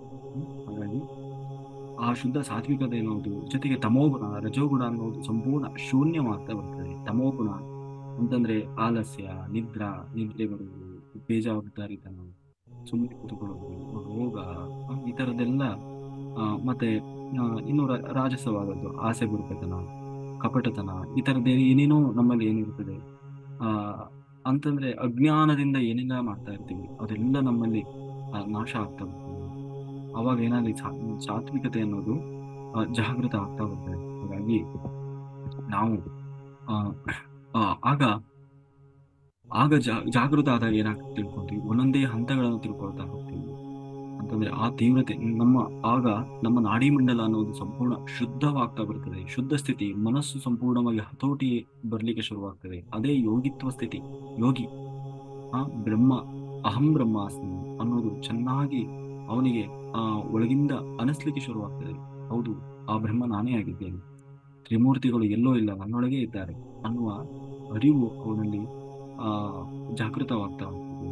ಇನ್ನು 5ನೇ ಹಂತ ಅಸಂಸಕ್ತಿ. ಏನು ಅಸಂಸಕ್ತಿ ಅಂತಂದ್ರೆ ದಿವ್ಯ ಚಕ್ಷು ಅಂತ ಅವನ ತರಡೆ ಉತ್ತೇಜನ ಆಗ್ತಾ ಇರುವಂತಹ ಸ್ಥಿತಿ. ಆಗ ತನುವು ಮತ್ತು ಮನಸ್ಸು ಎರಡು ತಾತ್ಕಾಲಿಕವಾದದ್ದು ಅಂತ ಹೇಳಿ ಅವನು ಸಂಪೂರ್ಣವಾಗಿ ತಿಳ್ಕೊಳ್ಳಿಕ್ಕೆ ಶುರು ಮಾಡ್ತಾನೆ. ಹಾಗಾಗಿ ಈ ಎರಡರ ಮೇಲೆ ಸಂಪೂರ್ಣವಾಗಿ ಅನಾಸಕ್ತಿ, ಅಂದ್ರೆ ಅವನಿಗೆ ಆಸಕ್ತಿಯನ್ನು, ಇಂಟ್ರೆಸ್ಟ್ ಅನ್ನು ಕಳ್ಕೊಳ್ತಾ ಹೋಗ್ತಾನೆ ಅಲ್ವ. ಆಗ ತನ್ನನ್ನ ಅಂತಂದ್ರೆ ಅವಾಗ ಏನಾಗ್ತಾನೆ, ಅಂದ್ರೆ ಸಂಸಾರದಲ್ಲಿ ಅಸಂಸಕ್ತಿ ಇದ್ದರೂ ಕೂಡ ಧರ್ಮನಿಷ್ಠನು, ಕರ್ಮನಿಷ್ಠನು, ತನುವು ಕುರಿತು ಅಂದ್ರೆ ಸಂಸಾರವನ್ನು ಕುರಿತು ತಟಸ್ಥ ದೃಷ್ಟಿಯನ್ನು ಹೊಂದಿದವನಾಗ್ತಾನೆ. ಅಂತಂದ್ರೆ ಅಂದ್ರೆ ಈ ಉದಾಹರಣೆಗೆ ಏನು ಗೀತೆಯಲ್ಲೆಲ್ಲ ಹೇಳ್ತಾರೋ ಪದ್ಮಪತ್ರ ಮೀಮಾಂಬಸ ಅಂತಂದ್ರೆ ಕೆಸರಿನಲ್ಲಿ ಕಮಲದ ಹೂ ಬೆಳೀತದೆ ಅಲ್ವಾ. ಕೆಸರಿನಲ್ಲಿ ಕಮಲದ ಹೂ ಬೆಳೀತದೆ, ಆದರೆ ಅಂದ್ರೆ ನೀರಿನಲ್ಲಿ, ಕೆಸರು ಅಂತಂದ್ರೆ ನೀರು, ಈಗ ಕೆರೆಗಳಲ್ಲಿ ಅಥವಾ ಒಂದು ಪಾಂಡ್ ಏನು ನಿಂತಿರ್ತದೆ ಜಾಗ, ಅಲ್ಲೆಲ್ಲ ಏನ್ ಮಾಡ್ತದೆ, ಅದು ಬೆಳೀತದೆ. ಅದು ಕಮಲದ ಹೂ. ಒಂದು ವೇಳೆ ನೀರು ಬತ್ತಿ ಹೋದ್ರೆ ಏನಾಗ್ತದೆ, ಆ ಕಮಲದ ಎಲೆ ಬಾಡಿ ಹೋಗ್ತದೆ, ಸತ್ತೋಗ್ತದೆ ಅದು. ಅಂದ್ರೆ ಕಮಲ ಬೆಳಿಬೇಕು ಅಂದ್ರೆ ನೀರು ಬೇಕು. ಅದೇ ನೀವು ಕಮಲದ ಎಲೆ ಮೇಲೆ ನೀರು ಹಾಕಿದ್ರೆ ಅದು ಅದು ಆ ನೀರು ನಿಲ್ಲೋದಿಲ್ಲ, ಜಾರಿ ಹೋಗ್ತದೆ. ಅದನ್ನೇ ಏನಂತ ಹೇಳ್ತೀವಿ, ಪದ್ಮಪತ್ರ ವಿಮಾಂಬಸ ಅಂತಂದ್ರೆ. ನಾವು ಹೂವಿ ಏನು ಇದ್ರಲ್ಲೇ ಇರ್ಬೇಕಾಗ್ತದೆ, ಏನು ನೀರಿನಲ್ಲೇ ಬೆಳೆಯುತ್ತದೆ, ಆದ್ರೆ ನೀರನ್ನು ಅಂಟಿಸಿಕೊಳ್ಳುವುದಿಲ್ಲ. ಹಾಗೆ ಮನುಷ್ಯ ಯಾರು ಜ್ಞಾನಿ ಆಗ್ತಾನೆ, ದಿವ್ಯ ಚಕ್ಷು ಅನ್ನೋದು ಜಾಗೃತವಾಗುವ ಸ್ಥಿತಿ ಇರ್ತದೆ, ಆಗ ಅವನು ಆ ಸ್ಥಿತಿಯನ್ನು ತಲುಪ್ತಾನೆ. ಸಂಸಾರವನ್ನ ದೋಷಿಸೋದಿಲ್ಲ, ಗಂಡ ಮಕ್ಕಳನ್ನ ಹೆಂಡತಿಯನ್ನ ದೋಷಿಸೋದಿಲ್ಲ. ಆಗ ಅವನು ನೈಜತೆಯನ್ನ, ಸತ್ಯತೆಯನ್ನ, ಜೀವನದ ನಿಜವಾದ ಸ್ವಾರವನ್ನು ಅರ್ಥ ಮಾಡ್ಕೊಳ್ಳಿಕ್ಕೆ ಶುರು ಮಾಡ್ತಾನೆ. ಅದನ್ನ ಅಸೆಪ್ಟ್ ಮಾಡ್ಲಿಕ್ಕೆ ಶುರು ಮಾಡ್ತಾನೆ. ಸಂಸಾರದಲ್ಲಿ ಇದ್ದು ಯಾವುದನ್ನೂ ಅಂಟಿಸಿಕೊಳ್ಳದೆ, ಯಾವುದರೊಳಗೂ ಅಜ್ಞಾನದಲ್ಲಿ ಮುಳುಗದೆ, ಎಲ್ಲದರೊಳಗೂ ಇದ್ದು ಎಲ್ಲದರಲ್ಲೂ ಸಂತೋಷವನ್ನು ಹುಡುಕ್ತಾ, ಎಲ್ಲ ಬದುಕಿನ ಪ್ರತಿಯೊಂದು ಹಂತವನ್ನು ಸ್ವೀಕಾರ ಮಾಡುವ ಸ್ಥಿತಿಯನ್ನು ತಲುಪ್ತಾನೆ. ಅದೇ ನಿಜವಾದ ಆ ಬದುಕುವ ಸ್ಥಿತಿ. ಅವನೇ ನಿಜವಾದ ಸಂಸಾರಿ, ಅವನೇ ನಿಜವಾದ ಗೃಹಸ್ಥ. ಅದೇ ನಿಜವಾದ ಗೃಹಸ್ಥ ಧರ್ಮ. ಬರೀ 3 ಹೊತ್ತು ಕಂಪ್ಲೇಂಟ್ ಮಾಡ್ತಾ ಇರುವುದಲ್ಲ. ಇವತ್ತು ಹೆಂಡತಿ ನನಗೆ ಯಾವ ಕಿರಿಕಿರಿ ಮಾಡ್ತಾ ಇದ್ದಾಳೆ, ಹೌದು, ಯಾಕೆ ಅವರು ನಿಮಗೆ ಮಾಸ್ಟರ್ ಆಗಿ ಬಂದಿದ್ದಾರೆ. ಯಾವಾಗಲೂ ನನ್ನ ಹೆಂಡತಿ ಬರೀ ಕಿರಿಕಿರಿ ಮಾಡ್ತಾಳೆ, ಅಥವಾ ನಮ್ಮ ಅತ್ತೆ ಬಾರಿ ಅಥವಾ ನನ್ನ ಸೊಸೆ ಬಹಳ ಕಿರಿಕಿರಿ ಮಾಡ್ತಾಳೆ. ಕಿರಿಕಿರಿ ಮಾಡ್ತಾ ಇದ್ದಾರೆ ಯಾಕೆ ಗೊತ್ತು, ನಿಮ್ಮನ್ನ ಅವರು ತಿದ್ದುತ್ತಾ ಇದ್ದಾರೆ, ಅವರು ಮಾಸ್ಟರ್ ಆಗಿ ಬಂದಿದ್ದಾರೆ. ನಿಮಗೆ ಗೊತ್ತಿಲ್ಲ ಅಷ್ಟೇ. ಅವ್ರು ಕಿರಿಕಿರಿ ಮಾಡ್ತಾರೆ ಅನ್ನೋದನ್ನ, ನಾನು ನಿನಗೆ ಕಿರಿಕಿರಿ ಮಾಡ್ತೀನಿ ಅನ್ನೋದನ್ನ ಅವ್ರು ಮೊದಲೇ ನಿಮ್ಗೆ ಹೇಳಿ, ನೀವು ಅವ್ರಿಗೆ ಪರ್ಮಿಷನ್ ಕೊಟ್ಟು ಕರ್ಕೊಂಡು ಬಂದಿರ್ತೀವಿ, ಬನ್ನಿ ನನಗೆ ಕಿರಿಕಿರಿ ಮಾಡಿ ನೀವು ಅಂತ. ಯಾಕೆಂದ್ರೆ ನಾನು ತಿದ್ದುಕೊಳ್ಬೇಕು, ನಾನು ಕಲಿಯೋದಿದೆ. ಆದ್ರೆ ನೀವು ಅದನ್ನು ಮರೆತು ಹೋಗಿದ್ದೀರಿ. ಹಾಗಾಗಿ ತಂದೆ, ತಾಯಿ ಇವರು ಯಾರು ಅನಾವಶ್ಯಕವಾಗಿ ಅಚಾತುರ್ಯದಿಂದ ಸಿಕ್ಕವರಲ್ಲ, ಬಂದವರಲ್ಲ. ನಿಮ್ಮ ಗಂಡ ಆದವರು ಸುಮ್ಮನೆ ಯಾರೋ ದಾರಿ ಹೋಗೋರನ್ನ ಕರ್ಕೊಂಡು ಬಂದು ಮದುವೆ ಮಾಡಿಲ್ಲ. ನೀವು ಮೊದಲೇ ಪೂರ್ವ ನಿರ್ಧಾರ ಮಾಡಿದ್ದೀರಿ, ಇವರೇ ನಮಗೆ ಗಂಡ ಆಗ್ಬೇಕು, ಅವರಿಂದ ನನಗೆ ಇದನ್ನೆಲ್ಲ ಕಲಿಬೇಕಾಗಿದೆ, ಇದೆಲ್ಲ ಎಕ್ಸ್ಪೀರಿಯನ್ಸ್ ಆಗ್ಬೇಕಾಗಿದೆ ಅನ್ನೋದನ್ನ ಮೊದಲೇ ನೀವು ಅದನ್ನ ತಿಳ್ಕೊಂಡು ಬಂದಿದ್ದೀರಿ. ಆದ್ರೆ ಆ ಜ್ಞಾನ ಮರೆತು ಹೋಗಿದೆ, ಅಜ್ಞಾನ ತುಂಬಿದೆ. ಹಾಗಾಗಿ ಅವರನ್ನ ನೀವು ಟಾರ್ಗೆಟ್ ಮಾಡ್ತಾ ಇದ್ದೀರಿ. ಅವ್ರು ಏನಾದ್ರು ಹೇಳಿದ್ರೆ ನೀವು ರಿಯಾಕ್ಟ್ ಆಗ್ತಾ ಇದ್ದೀರಿ. ಅದನ್ನು ಬಿಟ್ಟು ಸ್ವೀಕಾರ ಮಾಡಿ, ಅವರು ನಿಮಗೆ ಮಾಸ್ಟರ್.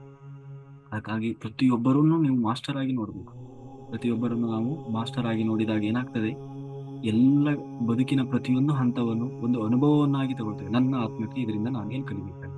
ನಮ್ಮ ಅತ್ತೆ ಭಾರಿ ಕಿರಿಕಿರಿ ಮಾಡ್ತಾರೆ, ಹೌದು, ನಿನ್ನಲ್ಲಿ ತಾಳ್ಮೆ ಅನ್ನೋದು ಇಲ್ಲ ಅಲ್ವಾ, ನಿನ್ನಲ್ಲಿ ತಾಳ್ಮೆ ಅನ್ನೋದಿಲ್ಲ, ನಿನ್ನಲ್ಲಿ ಕೋಪ ಮನೋಭಾವ ಜಾಸ್ತಿ ಇದೆ, ನಿನ್ನಲ್ಲಿ ರಿಯಾಕ್ಟ್ ಆಗುವ ಮನೋಭಾವ ಜಾಸ್ತಿ ಇದೆ, ಸಹಿಸಿಕೊಳ್ಳುವ ಭಾವನೆ ನಿನ್ನಲ್ಲಿ ಬಹಳ ಕಡಿಮೆ ಇದೆ. ಅದಕ್ಕಾಗಿ ಅವರು ನಿನ್ನನ್ನ ಟಾರ್ಚರ್ ಮಾಡ್ತಾ ಇದ್ದಾರೆ, ಬರೀ ಕಿರಿಕಿರಿ ಮಾಡ್ತಾ ಇದ್ದಾರೆ. ಯಾಕೆ, ನಿನಗೆ ಅವರು ಟ್ರೈನ್ ಅಪ್ ಮಾಡ್ತಾ ಇದ್ದಾರೆ, ತರಬೇತಿ ಮಾಡ್ತಾ ಇದ್ದಾರೆ, ನಿಮ್ಗೆ ಗೊತ್ತಿಲ್ಲ ಅಷ್ಟೇ. ಅಂದ್ರೆ ಆ ತಾಳ್ಮೆಯನ್ನ ನೀನು ತಂದ್ಕೋ, ಆ ಸಹಿಸುವ ಗುಣವನ್ನ ನೀನು ಅಭ್ಯಾಸ ಮಾಡು ಅಂತ ಹೇಳಿ ನಿನಗೆ ಅಭ್ಯಾಸ ಮಾಡಿಸ್ತಾ ಇದ್ದಾರೆ ಅವರು.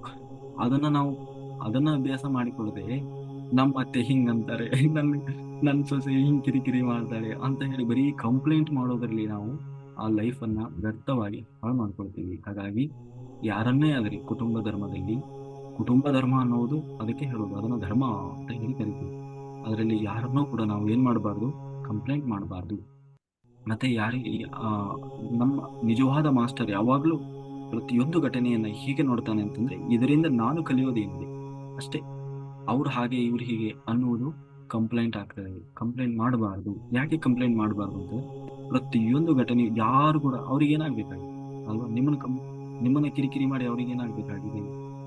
ಹಾಗಾಗಿ ನೀವೇ ಕರ್ಕೊಂಡು ಬಂದು ನನ್ನನ್ನು ತಿದ್ದು ಅಂತ ಹೇಳಿ ಎಲ್ಲ ಕರೆಕ್ಟ್ ಆಗಿ ಮಾತಾಡ್ಕೊಂಡು ಬಂದಿರ್ತೀರಿ. ಲಾಸ್ಟ್ ಏನಾಗ್ತದೆ ಗೊತ್ತು, ನೀವು ಮೇಲೆ ಹೋಗ್ತೀರಲ್ವಾ, ಮೇಲೆ ಹೋದಾಗ ಈಗ ಉದಾಹರಣೆಗೆ ನಮ್ಮನ್ನ ನಾವೇ ಕನ್ನಡಿಯಲ್ಲಿ ನೋಡ್ಕೊಂಡು ಕೆಲವೊಮ್ಮೆ ನಗ್ತೀವಿ ನೋಡಿ. ಅಥವಾ ಕೆಲವೊಂದು ಘಟನೆಗಳನ್ನ, ನಾವು ನಡೆದುಕೊಂಡ ರೀತಿಯನ್ನ ನೆನಪು ಮಾಡ್ಕೊಂಡು ನಮಗ್ ನಾವೇ ನಗ್ತೀವಿ.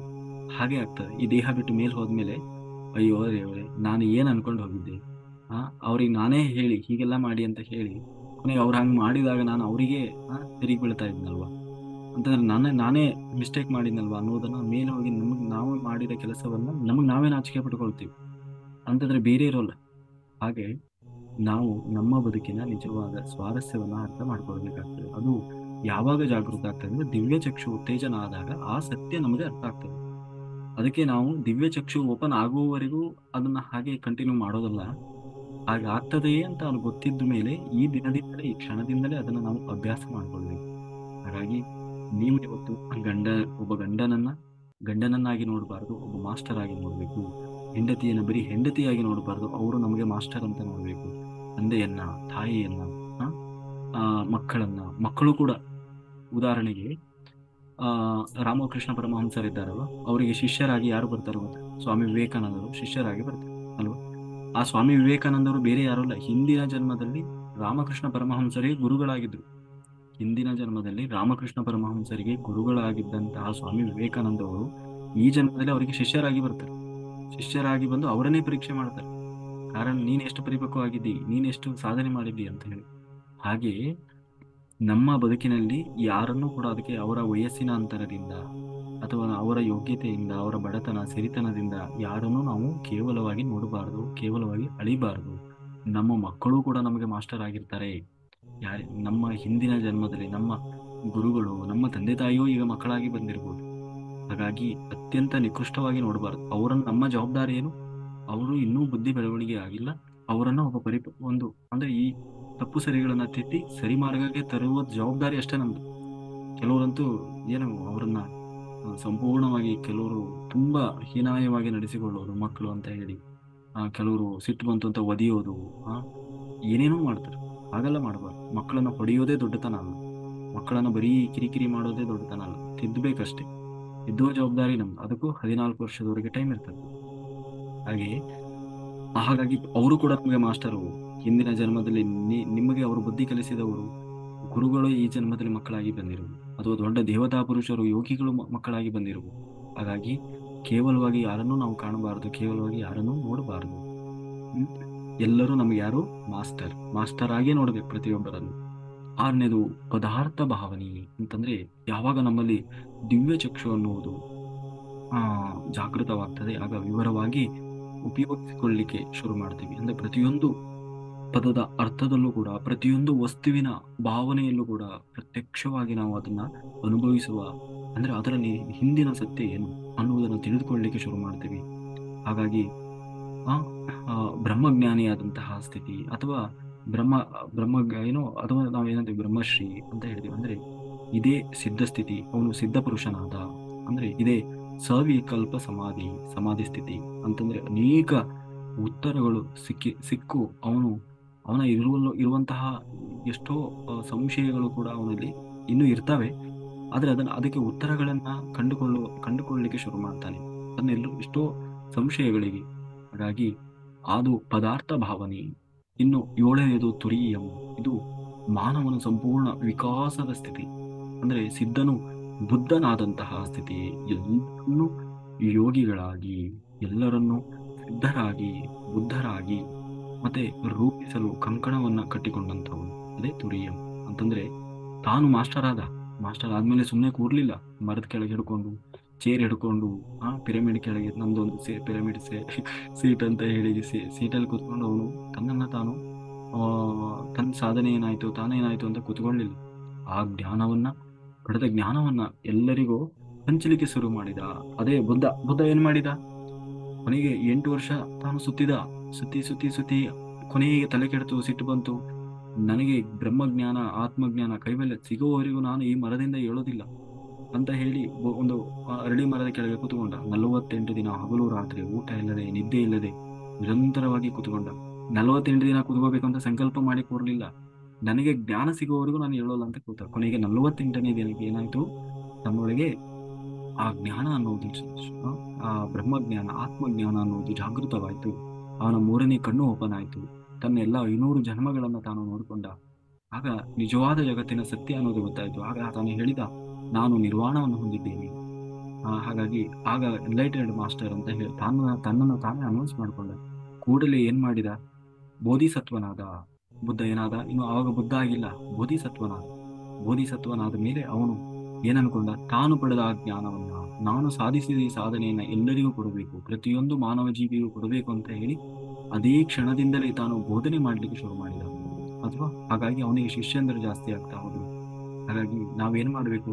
ಆ ಜ್ಞಾನವನ್ನ, ನಾವು ಪಡೆದ ಜ್ಞಾನವನ್ನ, ನಾವು ತಿಳಿದ ಜ್ಞಾನವನ್ನ, ನಮ್ಮ ಅನುಭವವನ್ನ ಎಲ್ಲರಿಗೂ ಕೊಡ್ತಾ ಹೋಗ್ಬೇಕು. ಅದೇ ಬೋಧಿಸತ್ವನು ಮಾಡಬೇಕಾದಂತಹ ಒಂದು ಕಥೆ. ಅಂದ್ರೆ ಪ್ರತಿಯೊಬ್ಬರೂ ಬೋಧಿಸತ್ವ. ಬರೀ ಬುದ್ಧ ಅನ್ನೋದು ಬುದ್ಧನ ವ್ಯಕ್ತಿಯ ಹೆಸರಲ್ಲ, ಗೌತಮ. ಅವನ ಹೆಸರೇನೋ ಗೌತಮ. ನಾವು ಹೆಸರಿದ್ವಿ. ಬುದ್ಧ ಅನ್ನೋದು ಪ್ರತಿಯೊಂದು ಒಂದು ಆತ್ಮದ ಸ್ಥಿತಿ. ಅದು ಬೋಧಿಸತ್ವ ಅನ್ನೋದು ಒಂದು ಆತ್ಮದ ಸ್ಥಿತಿ. ಅವನ ನಿಜವಾದ ಹೆಸರೇನು? ಗೌತಮ ಅಲ್ವಾ? ಅವನು ಬೋಧಿಸತ್ವನಾದ, ಅಂದ್ರೆ ನಿರ್ವಾಣ ಸ್ಥಿತಿಯನ್ನು ಹೊಂದಿದ, ದುಃಖರಾಹಿತ್ಯ ಸ್ಥಿತಿಯನ್ನು ತಲುಪಿದ, ದುಃಖರಾಹಿತ್ಯ ಸ್ಥಿತಿಯನ್ನು ತಲುಪಿದ. ಮತ್ತೆ ಅವನು ಜನ್ಮರಾಹಿತ್ಯ ಸ್ಥಿತಿಯನ್ನು ತಲುಪಬೇಕು, ಅಂದ್ರೆ ಮತ್ತೆ ಹುಟ್ಟಿ ಬರದ ಸ್ಥಿತಿಯನ್ನು ತಲುಪಬೇಕು. ಹಾಗಾಗಿ ಅವನು ಏನ್ ಮಾಡ್ತಾನೆ, ಆಗ ಧ್ಯಾನ ಪ್ರಚಾರದಲ್ಲಿ ತನ್ನನ್ನು ತಾನು ಆ ತೊಡಗಿಕೊಳ್ತಾನೆ. ಹಾಗಾಗಿ ನಾವು ಆ ಸ್ಥಿತಿಯಲ್ಲಿ ನಾವು ಇರುವಂಥದ್ದು ಬಹಳ ಮುಖ್ಯವಾಗಿರ್ತದೆ. ಹಾಗಾಗಿ ಹೀಗೆ ಒಬ್ಬ ಜ್ಞಾನಿಯಾದವರು ಹಂತ ಹಂತವಾಗಿ ತನ್ನ ಜ್ಞಾನವನ್ನ, ತನ್ನ ಆತ್ಮದ ಸ್ಥಿತಿಯನ್ನ ಜಾಗೃತಗೊಳಿಸಿಕೊಳ್ತಾ ಬರ್ತಾನೆ. ಹಾಗಾಗಿ ನಾವು ಯಾವಾಗಲೂ ನಮ್ಮ ಮಾತಿನ ಮೇಲೆ ಬಹಳ ಗಮನದಿಂದ ಇರಬೇಕು ಅಲ್ವಾ? ನಮ್ಮ ಸಬ್ಕಾನ್ಶಿಯಸ್ ಮೈಂಡ್ ಮತ್ತೆ ಸಬ್ಕಾನ್ಶಿಯಸ್ ಮೈಂಡ್ ಅಂತ ಇರ್ತದೆ. ನಮ್ಮ ಮನಸ್ಸಿನಲ್ಲಿ ಕೂಡ ಒಂದು ಜಾಗೃತ ಮನಸ್ಸು ಮತ್ತೆ ಸುಪ್ತ ಮನಸ್ಸು ಅಂತ ಹೇಳಿ, ಅಂದ್ರೆ ಮನಸ್ಸು ಎರಡು ಭಾಗ ಇರ್ತದೆ. ಅದರಲ್ಲಿ ಸುಪ್ತ ಮನಸ್ಸು ಏನಿದೆ, ಸಬ್ಕಾನ್ಶಿಯಸ್ ಮೈಂಡ್, ಅದು 9% ಇದ್ರೆ, ಅಂದ್ರೆ 9 ಭಾಗ ಇದ್ರೆ ಒಂದು ಭಾಗ ಮಾತ್ರ ಜಾಗೃತ ಮನಸ್ಸು. ಜಾಗೃತ ಇಲ್ಲದೆ 9%, 9 ಭಾಗ ನಮ್ಮ ಮನಸ್ಸಿನಲ್ಲಿ ಇರ್ತದೆ. ಹಾಗಾಗಿ ನಾವು ಕೆಲವೊಮ್ಮೆ ನಾವು ಮಾಡುವ ತಪ್ಪುಗಳು, ನಮ್ಮ ಕೆಲವೊಂದು ಘಟನೆಗಳು, ನಮ್ಮ ಮಾತುಗಳು ಏನಾಗ್ತದೆ, ನಮ್ಮ ಸಬ್ಕಾನ್ಶಿಯಸ್ ಮೈಂಡಲ್ಲಿ, ಸುಪ್ತ ಮನಸ್ಸಿನಲ್ಲಿ ಹೋಗಿ ಕೂರ್ತು ಅಂತಂದ್ರೆ ಅದೇ ನಮ್ಮ ಬದುಕಿನಲ್ಲಿ ಎಕ್ಸಿಕ್ಯೂಟ್ ಆಗ್ತಾ ಹೋಗ್ತದೆ. ಅದರಲ್ಲೂ ಯೋಗಿಗಳಾದವರು, ಸಾಧನೆ ಹಾದಿಯಲ್ಲಿದ್ದವರು, ಧ್ಯಾನಿಗಳಾದವರು, ರಾತ್ರಿ ಗುಡಾಕೇಶ ಮಾಡುವುದು, ಅದರಲ್ಲೂ ರಾತ್ರಿ ಗುಡಾಕೇಶ ಮಾಡುವರು ಕಂಪಲ್ಸರಿಯಾಗಿ ಒಂದೇ ಒಂದು ನೆಗೆಟಿವ್ ಪದಗಳನ್ನು ಹೇಳಬಾರ್ದು. ನೆಗೆಟಿವ್ ಶಕ್ತಿ ಅಂದ್ರೆ ನೆಗೆಟಿವ್ ಆಗಿ ತಪ್ಪು ಹೇಳಿ ಬೈಯೋದಂತೂ ಮಾಡಲೇಬಾರ್ದು. ಯಾಕೆ ಅಂತಂದ್ರೆ ಅವರು ಏನು ಹೇಳ್ತಾರೆ ಅದೇ ಸತ್ಯ ಆಗ್ತದೆ. ಅವರ ನಾಲಿಗೆಯಲ್ಲಿ ಏನು ನುಡಿತಾರೆ ಅದೇ ಸತ್ಯ ಆಗ್ತದೆ. ಅವರ ಶುದ್ಧಿ ಚಕ್ರ ಅತ್ಯಂತ ಜಾಗೃತವಾಗಿರ್ತದೆ. ನಿದ್ದೆಯನ್ನು ಮಾಡದೆ ಯಾರು ರಾತ್ರಿಯೆಲ್ಲ ಧ್ಯಾನ ಮಾಡ್ತಾ ಇರ್ತಾರೆ, ಅವರು ನೋಡ್ಲಿಕ್ಕೆ ಮಾತ್ರ ಮನುಷ್ಯರ ಹಾಗೆ ಕಾಣ್ತಾರೆ. ಅವರು ದೈವಿ ಸ್ವರೂಪದಲ್ಲಿ ಇರ್ತಾರೆ. ಇಡೀ ದೈವಶಕ್ತಿಗಳು ಅವರಿಗೆ ಸಪೋರ್ಟಿವ್ ಆಗಿರ್ತಾರೆ. ಅವರ ಹೇಳುವ ಮಾತೇ ಸತ್ಯ ಆಗ್ತದೆ. ಹಾಗಾಗಿ ಯಾರು ತನಗೆ ತಾನು ನೆಗೆಟಿವ್ ಹೇಳ್ಕೊಳ್ಬಾರ್ದು, ತಮ್ಮ ಮನೆಯವರಿಗೂ ನೆಗೆಟಿವ್, ಯಾರಿಗೂ ನೆಗೆಟಿವ್ ಹೇಳಬಾರ್ದು. ಅದು ಎಂತ ಅಸಾಧ್ಯವಾದದ್ದೇ ಆದ್ರೂ ಆಗುತ್ತೆ ಅಂತಾನೆ ಹೇಳ್ಬೇಕು. ಆಗ್ತದೆ ಅಷ್ಟೇ, ಆಗ್ತದೆ ಅದು ಬಿಟ್ಟು ಅದೆಲ್ಲ ಎಲ್ಲ ಆಗ್ತದೆ, ಇದೆಲ್ಲ ಎಲ್ಲ ಆಗ್ತದೆ ಅಂದ್ರೆ ಹಾಗೆ ಆಗ್ತದೆ. ಅದಕ್ಕೆ ಏನೇ ಇರಲಿ ಪಾಸಿಟಿವ್ ಆಗಿ ಮಾತಾಡಬೇಕು. ಮಕ್ಕಳಲ್ಲಿ ಓದ್ತಾ ಇಲ್ವಾ, ಹೇಳುವುದನ್ನ ಹಾಗಂತ ಕೆಲವೊಂದನ್ನ ಹೇಳದೇ ಇರ್ಲಿಕ್ಕೆ ಆಗೋಲ್ಲ, ಆದ್ರೆ ಹೇಳುವುದನ್ನ ಪಾಸಿಟಿವ್ ಆಗಿ ಹೇಳಬೇಕು. ಇನ್ನೇನು ಓದಂಗಿಲ್ಲ ದಡ್ಡ ಹಾಗೆ ಹೇಳ್ಕೋಂತ ಇರೋದಲ್ಲ. ನಿನ್ನಲ್ಲೂ ಆಸಕ್ತಿ ಇದೆ, ನೀನು ಬೆಳಿತೀಯ, ನೀನು ಓದವಲ್ಲೇ, ನೀನು ಸ್ವಲ್ಪ ಪ್ರಯತ್ನ ಮಾಡು, ಖಂಡಿತ ನೀನು ಎಲ್ಲರಿಗಿಂತ ಒಳ್ಳೆ ಮಾರ್ಕ್ಸ್ ತೆಗಿತೀಯ, ಕುತ್ಕೋ, ನಿನಗೆ ಏನಾದ್ರೂ ಅರ್ಥ ಆಗಿಲ್ಲ ಅಂದ್ರೆ ಹೇಳು, ನಾನು ಹೇಳಿಕೊಡ್ತೀನಿ. ಹೀಗೆ ಪಾಸಿಟಿವ್ ಆಗಿ ಹೇಳಬೇಕು. ಒಂದು ವೇಳೆ ಅವನು ಮಾಡ್ತಾ ಇಲ್ಲ ಅಂತಂದ್ರೆ ಪಾಸಿಟಿವ್ ಆಗಿ ಆ ಥಾಟ್ ಹಾಕ್ಬೇಕು ನಾವು. ಇಲ್ಲ ಅವನು ಚೆನ್ನಾಗಿ ಓದ್ತಾ ಇದ್ದಾನೆ, ಚೆನ್ನಾಗಿ ಬೆಳಿತಾನೆ ಅಂತ ಹೇಳಿ ನಾವು ಅವರಿಗೆ ಪಾಸಿಟಿವ್ ಆಗಿ ನಾವು ಹೇಳ್ತಾ ಹೋದಾಗ ಏನಾಗ್ತದೆ, ನಮ್ಮ ಒಂದು ಏನು ವಾಕ್ ಕ್ಷೇತ್ರ ಏನಂತ ಹೇಳ್ತೀವಿ, ಆ ವಾಕ್ ಕ್ಷೇತ್ರದಲ್ಲಿ ಬರುವ ಪ್ರತಿಯೊಂದು ಮಾತು ಕೂಡ ಸತ್ಯ ಆಗ್ತಾ ಹೋಗ್ತದೆ. ಹಾಗಾಗಿ ನಾನು ಏನು ಹೇಳ್ತೀನಿ ಅದೆಲ್ಲ ಸತ್ಯ ಆಗ್ತದೆ. ಅದಕ್ಕೆ ನಾನು ಯಾವಾಗ್ಲೂ ಪಾಸಿಟಿವ್ ಆಗಿ ಹೇಳೋದು. ಒಂದೇ ಒಂದು ಪದ ನೆಗೆಟಿವ್ ಅನ್ನೋದು ಬರೋದೇ ಇಲ್ಲ. ಅಪ್ಪಿತಪ್ಪಿ ನೆಗೆಟಿವ್ ಬಂತು ಅಂತಂದ್ರೆ ಅದು ನನ್ನ ಮಾತಲ್ಲ, ಭಗವಂತ ನುಡಿಸಿದಾನೆ ಅನ್ಕೊಂಡು ಸುಮ್ಮನೆ ಆಗ್ಬಿಡ್ತೀನಿ ಅಷ್ಟೆ. ಹಾಗಾಗಿ ಜ್ಞಾನಪೂರ್ವಕವಾಗಿ ಯಾವತ್ತೂ ನಾವು ನೆಗೆಟಿವ್ ಅನ್ನ ಹೇಳಬಾರ್ದು. ಅಪ್ಪಿತಪ್ಪಿ ಬಂದ್ರೆ ಭಗವಂತನ ಇಚ್ಛೆ, ಅದು ಹಾಗಾಗ್ಬೇಕಂತ ಇತ್ತು ಬಂತು ಅಷ್ಟೆ. ಹಾಗಾಗಿ ಯಾವಾಗಲೂ ಪಾಸಿಟಿವ್ ಆಗಿರಬೇಕು. ಒಳ್ಳೆಯದನ್ನೇ ಬಯಸಬೇಕು. ಅದೇ ಕರ್ಮಸಿದ್ಧ ಅಂತಂದ್ರೆ ಅಷ್ಟೇ. ನಾವು ಏನು ಕೊಡ್ತೀವೋ ಅದೇ ನಮಗೆ ವಾಪಸ್. ನಾವು ಬೇರೆಯವರ ಬಗ್ಗೆ, ಜಗತ್ತಿನ ಬಗ್ಗೆ ಏನು ಯೋಚನೆ ಮಾಡ್ತಾ ಇದೀವೋ ಅದೇ ನಮಗೆ ವಾಪಸ್. ನಮಗೆ ಒಳ್ಳೇದಾಗ್ಬೇಕಂತ ಆಸೆ ಇದೆಯಾ, ಎಲ್ಲರಿಗೂ ಒಳ್ಳೇದನ್ನ ಬಯಸಬೇಕು. ಅವ್ರು ಯಾರೇ ಶತ್ರುಗಳಾಗಿರ್ಲಿ, ಅಜ್ಞಾನಿಗಳಾಗಿರ್ಲಿ, ದ್ವೇಷ ಮಾಡ್ತಾ ಇರ್ಲಿ, ತಪ್ಪು ಮಾಡ್ತಾ ಇರ್ಲಿ, ನಮ್ಮನ್ನು ಟಾರ್ಗೆಟ್ ಮಾಡ್ತಾ ಇರ್ಲಿ, ಏನೇ ಮಾಡ್ಲಿ, ಅವ್ರು ಮಾಡ್ತಾರೆ ಅಂತ ನಾವು ಮಾಡಿದೀವಿ ಅಂತ ಆದ್ರೆ ನಾವು ಪುನಃ ಅದನ್ನು ಬಯಸ್ತಾ ಇದ್ದೀವಿ ಅಂತ ಅರ್ಥ. ಹಾಗಾಗಿ ಯಾರೇನೇ ಮಾಡ್ಲಿ ನಾವು ಏನ್ ಮಾಡಬೇಕು, ಲವ್ ಎನರ್ಜಿಯನ್ನೇ ಕೊಡಬೇಕು. ಅನ್ಕಂಡೀಷನಲ್ ಲವ್ ಅಂತಂದ್ರೆ ಒಳ್ಳೆಯದನ್ನೇ ಬಯಸ್ತಾ ಹೋಗ್ಬೇಕು. ಆಗ ನಮಗೆ ಆ ಆನಂದ, ಬ್ರಹ್ಮಾನಂದ ಅನ್ನುವುದು ನಿರಂತರವಾಗಿ ಸಿಗ್ತಾ ಹೋಗ್ತದೆ. ಆಯ್ತಾ? ಕಾಯೇನ ವಾಚಾ ಮನಸೇಂದ್ರಿಯೈರ್ವಾ ಬುದ್ಧ್ಯಾತ್ಮನಾವ ಪ್ರಕೃತೆ ಸ್ವಭಾವತಃ ಕರೋಮಿ ಎಂದೇ ಸಕಲಂ ಪರಸ್ಮೈ ನಾರಾಯಣಾಯೇತಿ ಸಮರ್ಪಯಾಮಿ. ಸರ್ವಂ ಶ್ರೀಕೃಷ್ಣಾರ್ಪಣಮಸ್ತು. Thank you, thank you, thank you. Very good masters. ಯಾರಿಗಾದರೂ ಏನಾದರೂ ಡೌಟ್ ಇದ್ರೆ ಎನ್ರೈಸ್ ಮಾಡಿ, ಮಾತಾಡಿ.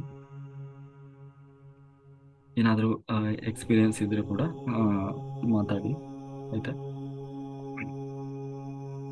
ಆಮೇಲೆ ನಾಳೆಯಿಂದ ವರ್ಕ್ಶಾಪ್ ಇರ್ತದೆ, ಅಂದರೆ ರಾತ್ರಿ 9ರಿಂದ 10ವರೆವರೆಗೂ. ಆ, ಆ, ಅಂದ್ರೆ ನಿಮ್ಮ ಫಾಸ್ಟ್ ಲೈಫ್ ರಿಗ್ರೆಷನ್ ಅಂತಂದ್ರೆ ಹಿಂದಿನ ಜನ್ಮದ ಆ, ಒಂದು ನಾವು ನೋಡಿಕೊಳ್ಳುವಂತಹ ಒಂದು ಇದು.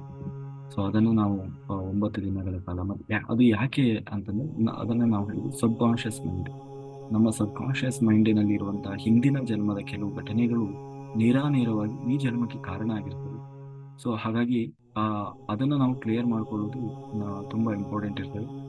ಮತ್ತೆ ಆ, ತಿಳ್ಕೊಳ್ಬೇಕು ನಾವು ನಮ್ಮ ಜನ್ಮಗಳನ್ನ, ಮತ್ತೆ ನಮ್ಮ ಲೈಫ್ ಪರ್ಪಸ್ ಅನ್ನ ತಿಳ್ಕೊಳ್ಳಿಕ್ಕೆ ಸಾಧ್ಯ ಆಗ್ತದೆ. ಹಾಗಾಗಿ ನೀವು ಎಲ್ಲರೂ ಯಾರಿಗೆಲ್ಲ ಆಸೆ ಇದೆ ನನ್ನ ಹಿಂದಿನ ಜನ್ಮ ತಿಳ್ಕೊಳ್ಬೇಕು, ಮತ್ತೆ ಈ ಜನ್ಮದಲ್ಲಿ ಏನೆಲ್ಲ ಹಿಂದಿನ ಜನ್ಮಗಳದ್ದು ಬಂದಿದೆ, ತಗೊಂಡು ಬಂದಿದ್ದೇನೆ, ಅದನ್ನೆಲ್ಲ ನಾನು ಕಳ್ಕೊಂಡು ಒಂದು ಒಳ್ಳೆಯ ಸಂತೋಷದ ಉನ್ನತವಾದ ಜೀವನವನ್ನು ನಾನು ನಡೆಸಬೇಕು ಅನ್ನೋ ಆಸೆ ಯಾರಿಗಿದೆ ಅವರೆಲ್ಲರೂ ನಾಳೆಯಿಂದ 9 ಗಂಟೆಗೆ ಹಾಜರಿರಬೇಕು. ನೀವು ಮಧ್ಯೆ ಮಧ್ಯೆ ಜಾಯಿನ್ ಆದರೆ ಅದು ಏನು ಯೂಸ್ ಆಗಲ್ಲ, ಅರ್ಥ ಆಯ್ತಲ್ಲ? ನೀವು ಯಾಕೆಂದ್ರೆ ಅದು ಒಂದು ಹಂತ, ಪ್ರತಿಯೊಂದು ಹಂತವಾಗಿರ್ತದೆ. ನೀವು ಮಧ್ಯೆ ಎಷ್ಟೊತ್ತಿಗೂ ಜಾಯ್ನ್ ಆಗಿ ನನಗೆ ಗುರುಗಳೇ ಅದಾಗಲಿಲ್ಲ, ಗುರುಗಳೇ ಇದಾಗಿಲ್ಲ ಅಂದರೆ ಅದಕ್ಕೆ ನಾವು ಹೊಣೆಗಾರರಲ್ಲ. 9 ಗಂಟೆಗೆ ಶಾರ್ಪ್, 9 ಗಂಟೆ ಅಂದರೆ 9 ಗಂಟೆಗೆ ಜಾಯ್ನ್ ಆಗಬೇಕು, ಅರ್ಥ ಆಯ್ತಲ್ಲ? ಆಮೇಲೆ ಅದು ಸಂಪೂರ್ಣವಾಗಿ ಅವೇರ್ನೆಸ್ ಅಲ್ಲಿ ಇರಬೇಕು, ಕಂಪ್ಲೀಟ್ ಆಗೋವರೆಗೂ ಅವೇರ್ನೆಸ್ ಇರಬೇಕು. ನೀವು ಯೋಗ ನಿದ್ದೆ ಹೋದ್ರಿ ಅಂದರೆ ಏನು ಯೂಸ್ ಇಲ್ಲ. ಸಂಪೂರ್ಣ ನಾನು ಹೇಳುವ ಪ್ರತಿಯೊಂದು ಇನ್ಸ್ಟ್ರಕ್ಷನ್ ಅನ್ನು ಕೂಡ ನೀವು ಫಾಲೋ ಮಾಡ್ತಾ ಇರಬೇಕು. ಆಗ ಮಾತ್ರ ಯಾಕೆಂದ್ರೆ ನೀವೆಲ್ಲರೂ ನಮ್ಮ ಒಂದು ಎನರ್ಜಿ ಕನೆಕ್ಟ್ ಆಗಿರ್ತೀರಿ, ಒಂದು ಆ ಎನರ್ಜಿ ಸರ್ಕಲ್ ಒಳಗೆ ಇರ್ತೀರಿ. ಆ ಎನರ್ಜಿ ಸರ್ಕಲ್ಲೇ ನೀವು ಅದನ್ನ ಫಾಲೋ ಮಾಡ್ತಾ ಹೋಗ್ಬೇಕು, ಆಗ ಮಾತ್ರ ಅದು ವರ್ಕ್ ಆಗ್ತದೆ. ನೀವು ಹಂಗೆ ಗೊರ ಸೌಂಡ್ ಮಾಡಕ್ ಹಿಡಿದ್ರಿ ಅಂದ್ರೆ ಏನು ಯೂಸ್ ಇಲ್ಲ. ಹಂಗಾಗಿ ಅವೇರ್ನೆಸ್ ಇರಬೇಕು. ಆಮೇಲೆ ನಾವು ಕೊಡುವ ಪ್ರತಿಯೊಂದು ಇನ್ಸ್ಟ್ರಕ್ಷನ್ ಅನ್ನ ಫಾಲೋ ಮಾಡಬೇಕು, ಜೊತೆಗೆ ರೆಸ್ಪಾನ್ಸ್ ಮಾಡಬೇಕು. ನಾನು ಕೇಳಿದಾಗ ನೀವು ರೆಸ್ಪಾನ್ಸ್ ಮಾಡಬೇಕಾಗ್ತದೆ. ಅದಕ್ಕೆ ನಾವೇನು ಅನ್ಮ್ಯೂಟ್ ಮಾಡಿರಲ್ಲ ಯಾರಿಗೂ, ಆದರೆ ನಿಮ್ಮ ಪಡೆಗೆ ನೀವು ರೆಸ್ಪಾನ್ಸ್ ಮಾಡ್ತಾ ಹೋಗ್ಬೇಕು. ಇದು ನೀವು ಮಾಡುವ ಕರ್ತವ್ಯ. ಯಾಕೆಂದ್ರೆ ನಾನು ನಾಳೆನೂ ಕೂಡ ಇನ್ಸ್ಟ್ರಕ್ಷನ್ ಕೊಡ್ತೀನಿ ಸ್ಟಾರ್ಟಿಂಗಲ್ಲಿ. ಆಮೇಲೆ ಡೈರೆಕ್ಟಾಗಿ ಯಾರಾದರೂ ಇನ್ಸ್ಟ್ರಕ್ಷನ್ ಮುಗಿದ್ಮೇಲೆ ಜಾಯ್ನ್ ಆದರೆ ಅವರಿಗೆ ಅದು ಕನ್ಫ್ಯೂಸ್ ಆಗಬಾರ್ದು ಅಂತ ಹೇಳಿ ಇವಾಗಲೇ ಹೇಳ್ತಾ ಇದ್ದೀನಿ. ಏನು ಮಾಡಬೇಕು, ಆಮೇಲೆ ಆದಷ್ಟು ಬಹಳ ಕಂಫರ್ಟೇಬಲ್ ಆಗಿ ಕೂತ್ಕೋಬೇಕು. ನೀವು ಧ್ಯಾನಕ್ಕೆ ಹೇಗಾದರೂ ಕೂತ್ಕೊಳ್ಳಿ, ಆದರೆ ನಾಳೆ ಆ ಒಂದು ಇದು ತರಗತಿಯಲ್ಲಿ ಬಹಳ ಕಂಫರ್ಟೇಬಲ್ ಆಗಿ ಕೂತ್ಕೋಬೇಕು. ಬಹಳ ಕಂಫರ್ಟೇಬಲ್ ಅಂದರೆ ದೇಹದ ಯಾವ ಅಂಗಾಂಗಗಳು ಕೂಡ ನಿಮಗೆ ಬಿಗಿ ಅನ್ನಿಸ್ಬಾರ್ದು. ಅದು ಇವನ್ ಕುತ್ತಿಗೆಗೂ ಕೂಡ ನಾವು ಸಾಮಾನ್ಯವಾಗಿ ಕುತ್ತಿಗೆಗೆ ಸಪೋರ್ಟ್ ಕೊಡಲ್ಲ, ಆದರೆ ನಾಳೆ ನೀವು ಕುತ್ತಿಗೆಗೆ ಸಪೋರ್ಟ್ ಕೊಡಬೇಕು. ಯಾಕೆ ಅಂತಂದ್ರೆ ನಿಮಗೆ ಸ್ವಲ್ಪ ಈ ದೇಹದ ಅವೇರ್ನೆಸ್ ಬಂತು ಅಂದ್ರೆ ವಾಪಸ್ ಬಂದ್ಬಿಡ್ತೀರಿ. ಅಥವಾ ನೀವು ಸ್ವಲ್ಪ ಕೈ ಕಾಲು ಎಳೆದ್ರಿ ಅಂದ್ರೆ ವಾಪಸ್ ಬಂದ್ಬಿಡ್ತೀರಿ. ಹಾಗಾಗ್ಬಾರ್ದು. ಅಂದ್ರೆ ಈ ದೇಹದ ಸಂಪೂರ್ಣ ಪ್ರಜ್ಞೆ ಕಳ್ಕೊಳ್ಬೇಕು, ಆಗ ಮಾತ್ರ ಅದು ಗೊತ್ತಾಗ್ತದೆ. ಹಾಗಾಗಿ ನಾವೇನ್ ಮಾಡಬೇಕು, ಆದಷ್ಟು ಕಂಫರ್ಟೇಬಲ್ ಆಗಿ ಕೂತ್ಕೊಳ್ಬೇಕು. ನೀವು ಬೇಕಾದ್ರೆ ಚೇರಲ್ಲಿ ಕೂತ್ಕೊಂಡ್ರೆ ತೊಂದರೆ ಇಲ್ಲ. ಚೇರಲ್ಲಿ ಕೂತಾಗ ನೀವು ಗೋಡೆ ಕಡೆಗೆ ಚೇರ್ ಹಾಕಿ ನಿಮ್ಮ ತಲೆಯನ್ನು ಬೇಕಾದ್ರೆ ಗೋಡೆಗೆ ಒರಗಿ ಕೂತ್ಕೊಳ್ಬೇಕು, ಆಯ್ತಾ? ಹೀಗೆಲ್ಲ ಬೇಡ. ನೀವು ಕೂತ್ಕೊಂಡಾಗ್ಲೇ ಬೇಕಾದ್ರೆ ಹೀಗೆ ಆರಾಮ್ಸೆ ಹೀಗೆ ಕೂತ್ಕೊಳ್ಳಿ. ಆಮೇಲೆ ಅದು ಕೈ ಕಾಲು ಯಾವುದು ಬಿಗಿತ ನಿಮಗೆ ಅನ್ಕಂಫರ್ಟೇಬಲ್ ಫೀಲ್ ಆಗ್ಬಾರ್ದು. ಒಂದು ಸ್ವಲ್ಪ ಅನ್ಕಂಫರ್ಟೇಬಲ್ ಫೀಲ್ ಆಯ್ತು ಅಂದ್ರೆ ವಾಪಸ್ ಬರ್ತೀರಿ. ಆಮೇಲೆ ಮತ್ತೆ ವಾಪಸ್ ಹೋಗೋದು ಸ್ವಲ್ಪ ಕಷ್ಟ ಆಗ್ತದೆ. ಅದಕ್ಕೆ ಆದಷ್ಟು ಕಂಫರ್ಟೇಬಲ್ ಆಗಿ ಕೂತ್ಕೋಬೇಕು. ಮತ್ತೆ ನಾವು ಹೇಳುವ ಪ್ರತಿಯೊಂದು ಇನ್ಸ್ಟ್ರಕ್ಷನ್ ಅನ್ನ ಫಾಲೋ ಮಾಡಬೇಕು, ಪ್ರಶ್ನೆ ಮಾಡಬಾರ್ದು. ನೋ ಲಾಜಿಕ್, ಬರೀ ಹೇಳೋ ಇನ್ಸ್ಟ್ರಕ್ಷನ್ ಫಾಲೋ ಮಾಡಬೇಕು. ಆಮೇಲೆ ಏನೋ ಅವೇರ್ನೆಸ್ ಅಲ್ಲಿ ಇರಬೇಕು. ಮತ್ತೆ ನೀವು ಅವೇರ್ನೆಸ್ ಕಳ್ಕೊಂಡ್ರಿ ಅಂದ್ರೆ ಗೋವಿಂದ. ಅರ್ಥ ಆಯ್ತಲ್ಲ? ಕೊನೆಗೆ 100% ಎಲ್ಲರೂ ಯಾರು ಎಷ್ಟು ಜನ ಜಾಯ್ನ್ ಆಗ್ತೀರಿ ಎಲ್ಲರೂ ನಿಮ್ಮ ಪಾಸ್ಟ್ ಲೈಫ್ ಅನ್ನೋದಕ್ಕಿಂತ ಈ ಜನ್ಮಕ್ಕೆಲ್ಲ ಏನು ನಮ್ಮ ಪಾಸ್ಟ್ ಲೈಫ್ ರಿಲೇಟೆಡ್ ಇದೆ ಆ ಜನ್ಮ ಅಂತಂತೂ ನೋಡ್ಕೊಳ್ಲಿಕ್ಕೆ ಸಾಧ್ಯ ಇದೆ. ಹಾಗಾಗಿ ಎಲ್ಲರೂ ಅದೇ ಇಂಪಾರ್ಟೆಂಟ್ ಇರೋದು. ಈ ಲೈಫಿಗೆ ಏನು ನಮ್ದು ಪಾಸ್ಟ್ ಲೈಫ್ ಕನೆಕ್ಟ್ ಇದೆ ಅದನ್ನ ನೋಡ್ಕೊಳ್ಳೋದು ಇಂಪಾರ್ಟೆಂಟ್. ಅದು ಆದ್ಮೇಲೂ ಕೂಡ ನೀವು ಬೇರೆ ಬೇರೆ ಜನ್ಮಗಳನ್ನ ನೋಡ್ಕೊಂತ ಹೋಗ್ಬೋದು. ಪ್ರತಿನಿತ್ಯ ಒಬ್ಬೊಬ್ರು ಒಂದೊಂದು ಜನ್ಮ ನೋಡ್ಕೊಂಡು ಅದಕ್ಕೂ ಸಾಧ್ಯ ಇದೆ. ಹಾಗಾಗಿ ಇದನ್ನ ಬೇರೆಯವರಿಗೂ ತಿಳಿಸಿ, ಬೇರೆ ಗ್ರೂಪ್ಗಳೆಲ್ಲ ಇದನ್ನ ಶೇರ್ ಮಾಡಿ, ಯಾರಿಗೆಲ್ಲ ಆಸಕ್ತಿ ಇದೆ ಎಲ್ಲರೂ ಜಾಯ್ನ್ ಆಗಲಿ. ಆಮೇಲೆ ಆ ಒಂದು 9 ದಿನ ಯಾರೂ ಮಿಸ್ ಮಾಡ್ಕೊಳ್ಬೇಡಿ. ಸಂಪೂರ್ಣವಾಗಿ ನಿಮ್ಮನ್ನು ನೀವು ಅದರಲ್ಲಿ ತೊಡಗಿಸ್ಕೊಳ್ಳಿ. ಯಾಕಂದ್ರೆ ಖಂಡಿತ 100% ಎಲ್ಲರಲ್ಲೂ ಒಂದು ನ್ಯೂ ಲೈಫ್ ಅನ್ನೋದು 100% ಶುರುವಾಗೇ ಆಗ್ತದೆ. ಆ, ಹಾಗಾಗಿ ಆಮೇಲೆ ಎಷ್ಟೊಂದು ಜನ ಎಷ್ಟೊಂದು ಆರೋಗ್ಯ ಸಮಸ್ಯೆ ಅಥವಾ ಲಾಂಗ್ ಟೈಮ್ ನಿಮ್ಮ ಹುಟ್ಟಿದಾಗಲಿಂದ ಇರುವಂತಹ ಕೆಲವೊಂದು ಸಮಸ್ಯೆಗಳಿಗೆ ಪರಿಹಾರ 100% ಪರಿಹಾರ ಸಿಗುವ ಸಾಧ್ಯತೆ ಇರ್ತದೆ. ಬಡತನಕ್ಕಿರ್ಬೋದು, ನಿಮ್ಮಲ್ಲಿರುವ ಅನಾರೋಗ್ಯ ಸಮಸ್ಯೆ, ಕೆಲವರಿಗೆ ಸುಖ ಸುಮ್ಮನೆ ಏನೋ ಒಂದು ಕಾಯಿಲೆ ಇದ್ದೇ ಇರ್ತದೆ, ಹೊಟ್ಟೆ ಕಾಯಿಲೆ, ಕಿವಿ, ಏನೇನೋ ಅದು ಇದು ಅಂತ ಹೇಳೋಂಗಿಲ್ಲ. ಅದಕ್ಕೆ ಹಿಂದಿನ ಜನ್ಮದ ಕೆಲವೊಂದು ಘಟನೆಗಳು ಮುಖ್ಯವಾಗಿ ಕಾರಣ ಆಗಿರ್ತದೆ.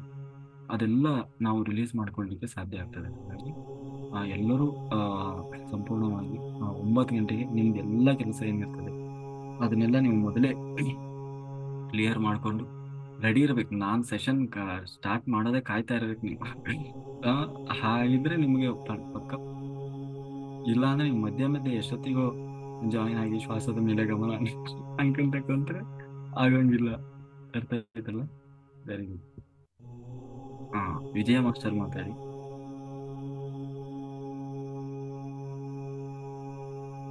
ಎಸ್.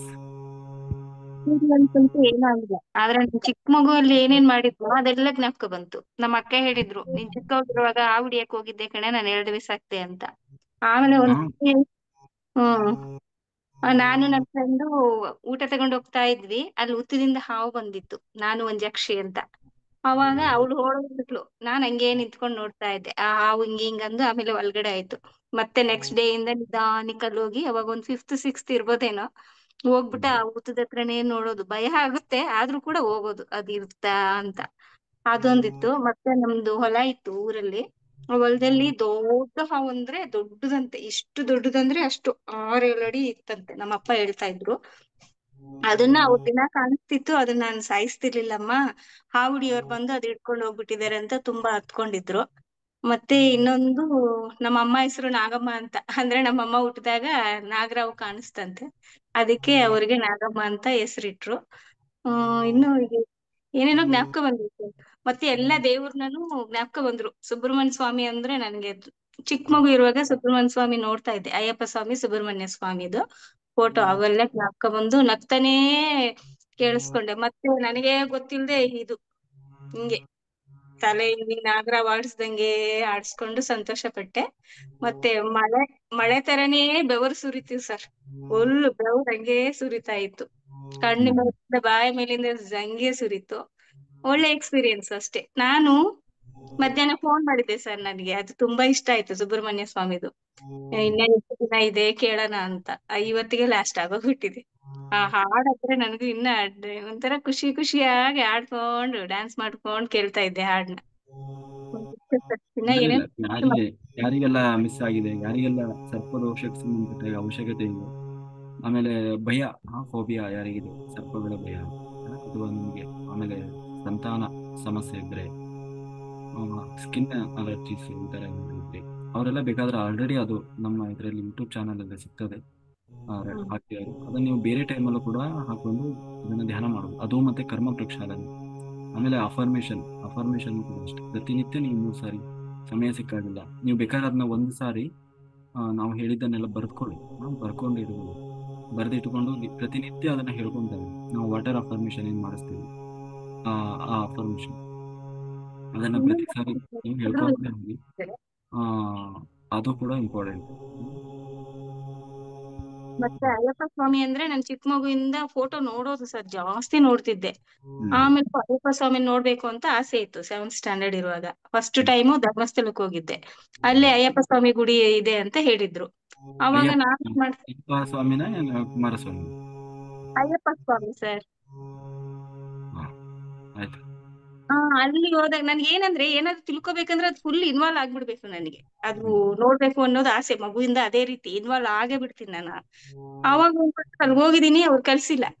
ಅವಾಗ ಕೋಪ ಮಾಡ್ಕೊಂಡ್ ಬಂದು ಗೊತ್ತಿಲ್ದಂಗ್ ಹೋಗೋಣ ಅಂತ ಅರ್ಧ ಮೆಟ್ಲು ಹತ್ತಿದೆ, ಒಂದ್ 5-6 ಮೆಟ್ಲು. ಅಯ್ಯಪ್ಪ ಬಂದ್ಬಿಟ್ಟು ಚೆನ್ನಾಗಿ ಬೈದ್ಬಿಟ್ರು. ಆಮೇಲೆ ಬಸ್ ಸ್ಟ್ಯಾಂಡ್ ಅಲ್ಲಿ ಬಂದು ದೇವ್ರ ಮೇಲೆ ಕೋಪ ಮಾಡ್ಕೊಂಡು ಹಿಂಗೇ ಇದೀನಿ. ಹಸು ಬಂದು ಎಲ್ಲ ಹೂವೆಲ್ಲ ತಿಂತಿದೆ, ನನ್ಗೆ ಗೊತ್ತಾಗೇ ಇಲ್ಲ ಸರ್. ಇಡೀ ಬಸ್ ಸ್ಟ್ಯಾಂಡ್ ಫುಲ್ಲು ನಗ್ತಾ ಇದಾರೆ. ನನ್ಗೇನಾದ್ರು ಅವಾಗಿಂದನು ಯಾಕೆ ನಾವ್ ಹೋಗ್ಬಾರ್ದು, ಯಾಕೆ ನೋಡ್ಬಾರ್ದು ಅನ್ನೋದು ಬೇಜಾರಾಗ್ಬಿಡ್ತು ನನ್ಗೆ. ಏನಾದ್ರು ಇಂಟ್ರೆಸ್ಟ್ ಇದ್ರೆ ನೋಡ್ಬೇಕು ಅಂತ, ಅದು ಕಾಣ್ಬೇಕು ನನಗೆ ಆಸೆ ಆ ರೀತಿ. ಮತ್ತೆ ಅಪ್ಪ ಅಮ್ಮನೇ ಹೇಳೋದ್ ನಾನು ಈಶ್ವರ ಪಾರ್ವತಿಗೆ ಅಪ್ಪ ಅಮ್ಮನೇ ಬರುತ್ತೆ ನನ್ ಬಾಯಿಂದ. ಅವ್ರ್ ನೆನ್ಸ್ಕೊಂತಿದ್ದೆ. ಆ ಹಾವು ಅವನ್ ಕಂಡ್ರೆ ಭಯ ಇತ್ತು, ಇವಾಗ ಭಯ ಹೋಗ್ಬಿಡ್ತು. ಆ ಹಾವು ಬಂದಂಗೆ ಅದ್ರ ಜೊತೆ ಆಟ ಆಡಂಗೆ ಇದೆಲ್ಲ ಒಳ್ಳೆ ಒಳ್ಳೆ ತರ ನೆನ್ಸ್ಕೊಂಡು ಖುಷಿ ಪಡ್ತಾ ಕೇಳಿಸ್ಕೊಂಡಿದ್ದೆ. ಆ ಸ್ವರ ನಾಗಸ್ವರ ತುಂಬಾನೇ ಇಂಟ್ರೆಸ್ಟ್ ಆಯ್ತು ನನಗೆ. Okay madam, very good.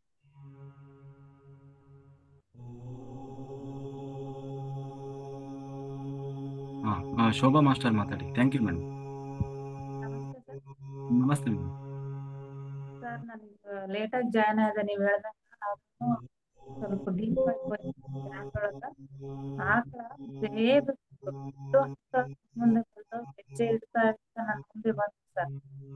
ಅದು ಯಾರಿಗೋ ನಾನು ಹೇಳ್ತಾ ಇದ್ದೀನಿ, ಅದು ನೈವೇದ್ಯ ಮಾಡಿದ್ದಾರೆ ಸರ್, ಅದು ಪಾಯಸ ಏನೋ ಗೊತ್ತಾಗ್ತಾ ಇಲ್ಲ. ಅದನ್ನ ಇದನ್ನ ತಿನ್ಬಾರ್ದು, ಅದನ್ನ ಆಕಳಕ್ಕಿಟ್ಬಿಡಿ ಅಂತ ಅಂದಾಗ ನಾನು ಅವ್ರಿಗೆ ಹೇಳ್ತಾ ಇದ್ದೀನಿ ಸರ್ ಪರ್ಸನಿಗೆ. ಅದು ಆಕಳ ದೊಡ್ಡ ಆಕಳ ಆಗಿ ಹೆಜ್ಜೆ ಇಡ್ತಾ ನನ್ ಮುಂದೆ ಕಣ್ಮುಂದೆ ನನ್ನ ಹತ್ರಕ್ಕೆ ಬಂದಂಗ ಆಯ್ತು ಸರ್. ಆಮೇಲೆ ನಾನು 2 ವರ್ಷದ ಹಿಂದೆ ಸುಬ್ರಹ್ಮಣ್ಯಗೆ ಫ್ಯಾಮಿಲಿ ಸಮೇತ ಹೋಗಿದ್ದೀವಿ ಯಜಮಾನ್ರು ನಾವು.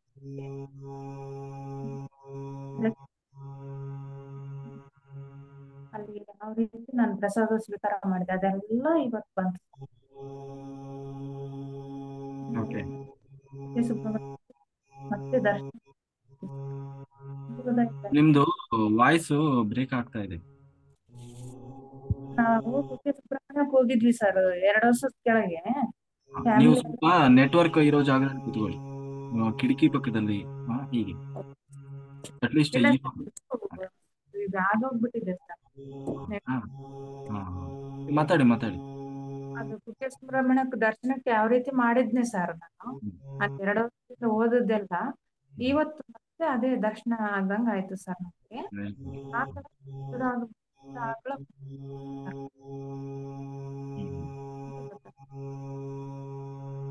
ನಿಮ್ದು ವಾಯ್ಸ್ ಬ್ರೇಕ್ ಆಗ್ತಾ ಇದೆ. ನೀವು ಕುಕ್ಕೆ ಸುಬ್ರಹ್ಮಣ್ಯ ದರ್ಶನ ಮಾಡಿದ್ದು ಒಂದೇ ನಮ್ಗೆ ಗೊತ್ತಾಯ್ತು, ಪ್ರಸಾದ ತಿಂದಿದ್ದಷ್ಟೇ ಗೊತ್ತಾಯ್ತು. ಯಾಕಂದ್ರೆ ಅದು ಸ್ಪಷ್ಟತೆ. ಹಾ, ಆಕಳ ಬಂತು ಸರ್, ದೊಡ್ಡದಾದ ಆಕಳ ಹೆಜ್ಜೆ ಇಡ್ತಾ ನನ್ ಕಣ್ಮುಂದೆ ಬಂತು. ಹಾ, ಹಾ, ಇರ್ಲಿ ಬಿಡಿ, ಕಾಮಧೇನು ಕಲ್ಪವೃಕ್ಷ ಒಳ್ಳೇದಾಗುತ್ತೆ ಮೇಡಮ್ ನಿಮ್ ಮುಂದೆ. ಮಾಡಿ ಪ್ರತಿನಿತ್ಯ.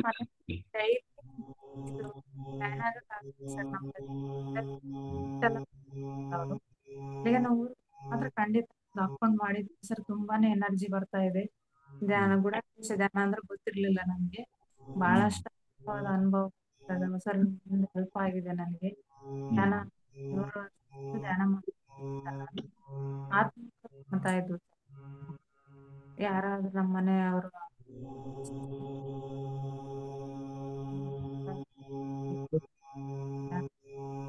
ಓಕೆ ಮಾಡಿ, ಪ್ರತಿನಿತ್ಯ ಮಾಡ್ತಾ ಹೋಗಿ ಆಯ್ತಾ. ನಿಮ್ದು ವಾಯ್ಸು ಸ್ವಲ್ಪ ಬ್ರೇಕ್ ಆಗ್ತಾ ಇದೆ. ನಾಳೆಯಿಂದ ಡಾಟಾ ಎಲ್ಲ ಖಾಲಿ ಮಾಡ್ಕೊಳ್ಬೇಡಿ ಆಯ್ತಾ. ನಾಳೆ ಮಾತಾಡಿ ನೀವು. ಸರಿ ಕೇಳಿಸ್ತಾ ಇದೆ. ಡೈಲಿ ಜಾಯಿನ್ ಮಂಜುನಾಥ್ ಮಾಸ್ಟರ್ ಮಾತಾಡಿ. ನಮಸ್ತೆ ಸರ್. ನಮಸ್ತೆ ಮಾಸ್ಟರ್. ಬರೋದು 11 ಗಂಟೆ ಮೇಲೆ ಆಗುತ್ತೆ ಸರ್. ಅದು ಯೂಟ್ಯೂಬ್ 11 ಗಂಟೆ ಮೇಲೆ ವೇಟ್ ಮಾಡಿ ನೋಡ್ಬೋದು ಸರ್. ಯೂಟ್ಯೂಬ್ ಅಲ್ಲಿ ನೋಡ್ಬೋದು, ಧ್ಯಾನ ಮಾಡ್ಬೋದು ಸರ್. ಅದು ನೋಡ್ಬೋದು ಸರ್ ಆಮೇಲೆ.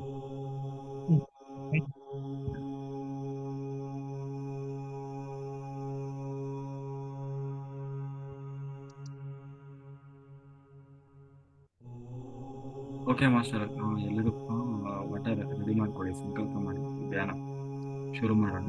ಈಗ ಆದಷ್ಟು ನಾಳೆ ಎಲ್ಲರೂ ಬೇಗ ಜಾಯ್ನ್ ಆಗಿ. ಬೇಗ ಜಾಯಿನ್ ಆದರೆ ಒಳ್ಳೇದು, ಇಲ್ಲಾಂದರೆ ನಿಮಗೆ ತಲೆ ಕೂಡ ಏನು ಗೊತ್ತಾಗಲ್ಲ ಮತ್ತು ಅದು ಏನು ಯೂಸ್ ಆಗೋದು ಅಷ್ಟೆ. ಸೊ ಹಾಗಾಗಿ ನಾಳೆಯಿಂದ 9 ಗಂಟೆಗೆ ಶಾರ್ಪ್ ರೆಡಿ ಇರಬೇಕು. ಎಲ್ಲರಿಗೂ ತಿಳಿಸಿ, ಎಲ್ಲರೂ ಇವನು ಗುಡಾಕೇಶನೇ ಜಾಯಿನ್ ಆಗೋರೇ ಆಗ್ಬೇಕಂತೇನಿಲ್ಲ, ಬೇರೆಯವ್ರಿಗೂ ಯಾರಿಗೆಲ್ಲ ಬೇಕೇ ಬೇಕು ಫಾಸ್ಟ್ ಲೈಫ್ ತಿಳ್ಕೊಳ್ಳೋದು. ಒಂದಾದ್ರೂ ಜನ್ಮ ತಿಳ್ಕೊಳ್ಬೇಕು ಏನು ಅಲ್ವಾ ಧ್ಯಾನಿಗಳಾಗಿ. ಒಂದ್ ಜನ್ಮನೂ ನಾವು ತಿಳ್ಕೊಂಡಿಲ್ಲ ಅಂತ ಹೇಳಿ ಅಟ್ಲೀಸ್ಟ್. ಆಮೇಲೆ ಪ್ರತಿನಿತ್ಯ ಒಂದೇ ಜನ್ಮ ತಿಳ್ಕೊಬೇಕಂತೇನಿಲ್ಲ. 9 ದಿವಸ 9 ಜನ್ಮ ಅಥವಾ ಇನ್ನೂ ಜಾಸ್ತಿ ಜನ್ಮಗಳನ್ನ ತಿಳ್ಕೊಳ್ಳೋಕೆ ಅವಕಾಶ ಇದೆ. ಆಮೇಲೆ ಒಂದು ವೇಳೆ ಫಸ್ಟ್ ಡೇ ಸೆಕೆಂಡ್ ಡೇ ಗೊತ್ತಾಗಿಲ್ಲ ಅಂದ್ರೂ ಪರವಾಗಿಲ್ಲ, ಅಟ್ಲೀಸ್ಟ್ ಕೆಲವರಿಗೆ, ಯಾಕೆಂದ್ರೆ ಎಲ್ಲರ ಸ್ಥಿತಿ ಒಂದೇ ತರ ಇರಲ್ಲ. ಕೆಲವರಿಗೆ ಈಗ ಏನೂ ಅನುಭವ ಆಗದ ಸ್ಥಿತಿಯಲ್ಲಿ ಇದ್ದವ್ರು ಇರ್ತಾರೆ. ಹೀಗೆ ಒಬ್ಬೊಬ್ರು ಒಂದೊಂದು ಸ್ಥಿತಿಯಲ್ಲಿ ಇರ್ತಾರೆ. ಆಲ್ಮೋಸ್ಟ್ 9 ದಿನ ಕಂಟಿನ್ಯೂಸ್ ಆಗಿ ಅಟೆಂಡ್ ಮಾಡಿದ್ರು ಅಂತಂದ್ರೆ 100% ಎಲ್ಲರಿಗೂ ನಿಮ್ಮ ಫಾಸ್ಟ್ ಲೈಫ್ ಅನ್ನ ನೀವು ರೀಚ್ ಆಗ್ಲಿಕ್ಕೆ ನೋಡ್ಕೊಳ್ಳಿಕ್ಕೆ ಸಾಧ್ಯ ಆಗೇ ಆಗ್ತದೆ. ಆಮೇಲೆ ಎಲ್ಲರೂ ನಾವು ಕೇಳಿದ ಮೇಲೆ ಅದೇ ಸೆಷನ್ ಹೋಗಿದ ತಕ್ಷಣ ಎಲ್ಲರೂ ಸಜ್ಜನ ಸಂಗತಿ ಆದ್ಮೇಲೆ ಎಕ್ಸ್ಪೀರಿಯನ್ಸ್ ಅನ್ನ ಶೇರ್ ಮಾಡ್ಬೇಕಂದ್ರೆ ಎಲ್ಲರಿಗೂ ಅದು ಒಂದು ಅನುಭವ ಅನ್ನೋದು ಬೇಕಾಗ್ತದೆ. ನೀವು ನಿಮ್ಮ ಯಾವ ಜನ್ಮ ನೋಡ್ಕೊಂಡ್ರಿ ಅಂತ. ಆಮೇಲೆ ಆಯ್ತಾ, ಈಗ ಏನ್ ಮಾಡ್ಬೇಕು, ವಾಟರ್ ತಗೊಂಡು ಆಯ್ತಾ, ಸಂಕಲ್ಪ ಮಾಡಿ ಧ್ಯಾನ ಶುರು ಮಾಡಿ.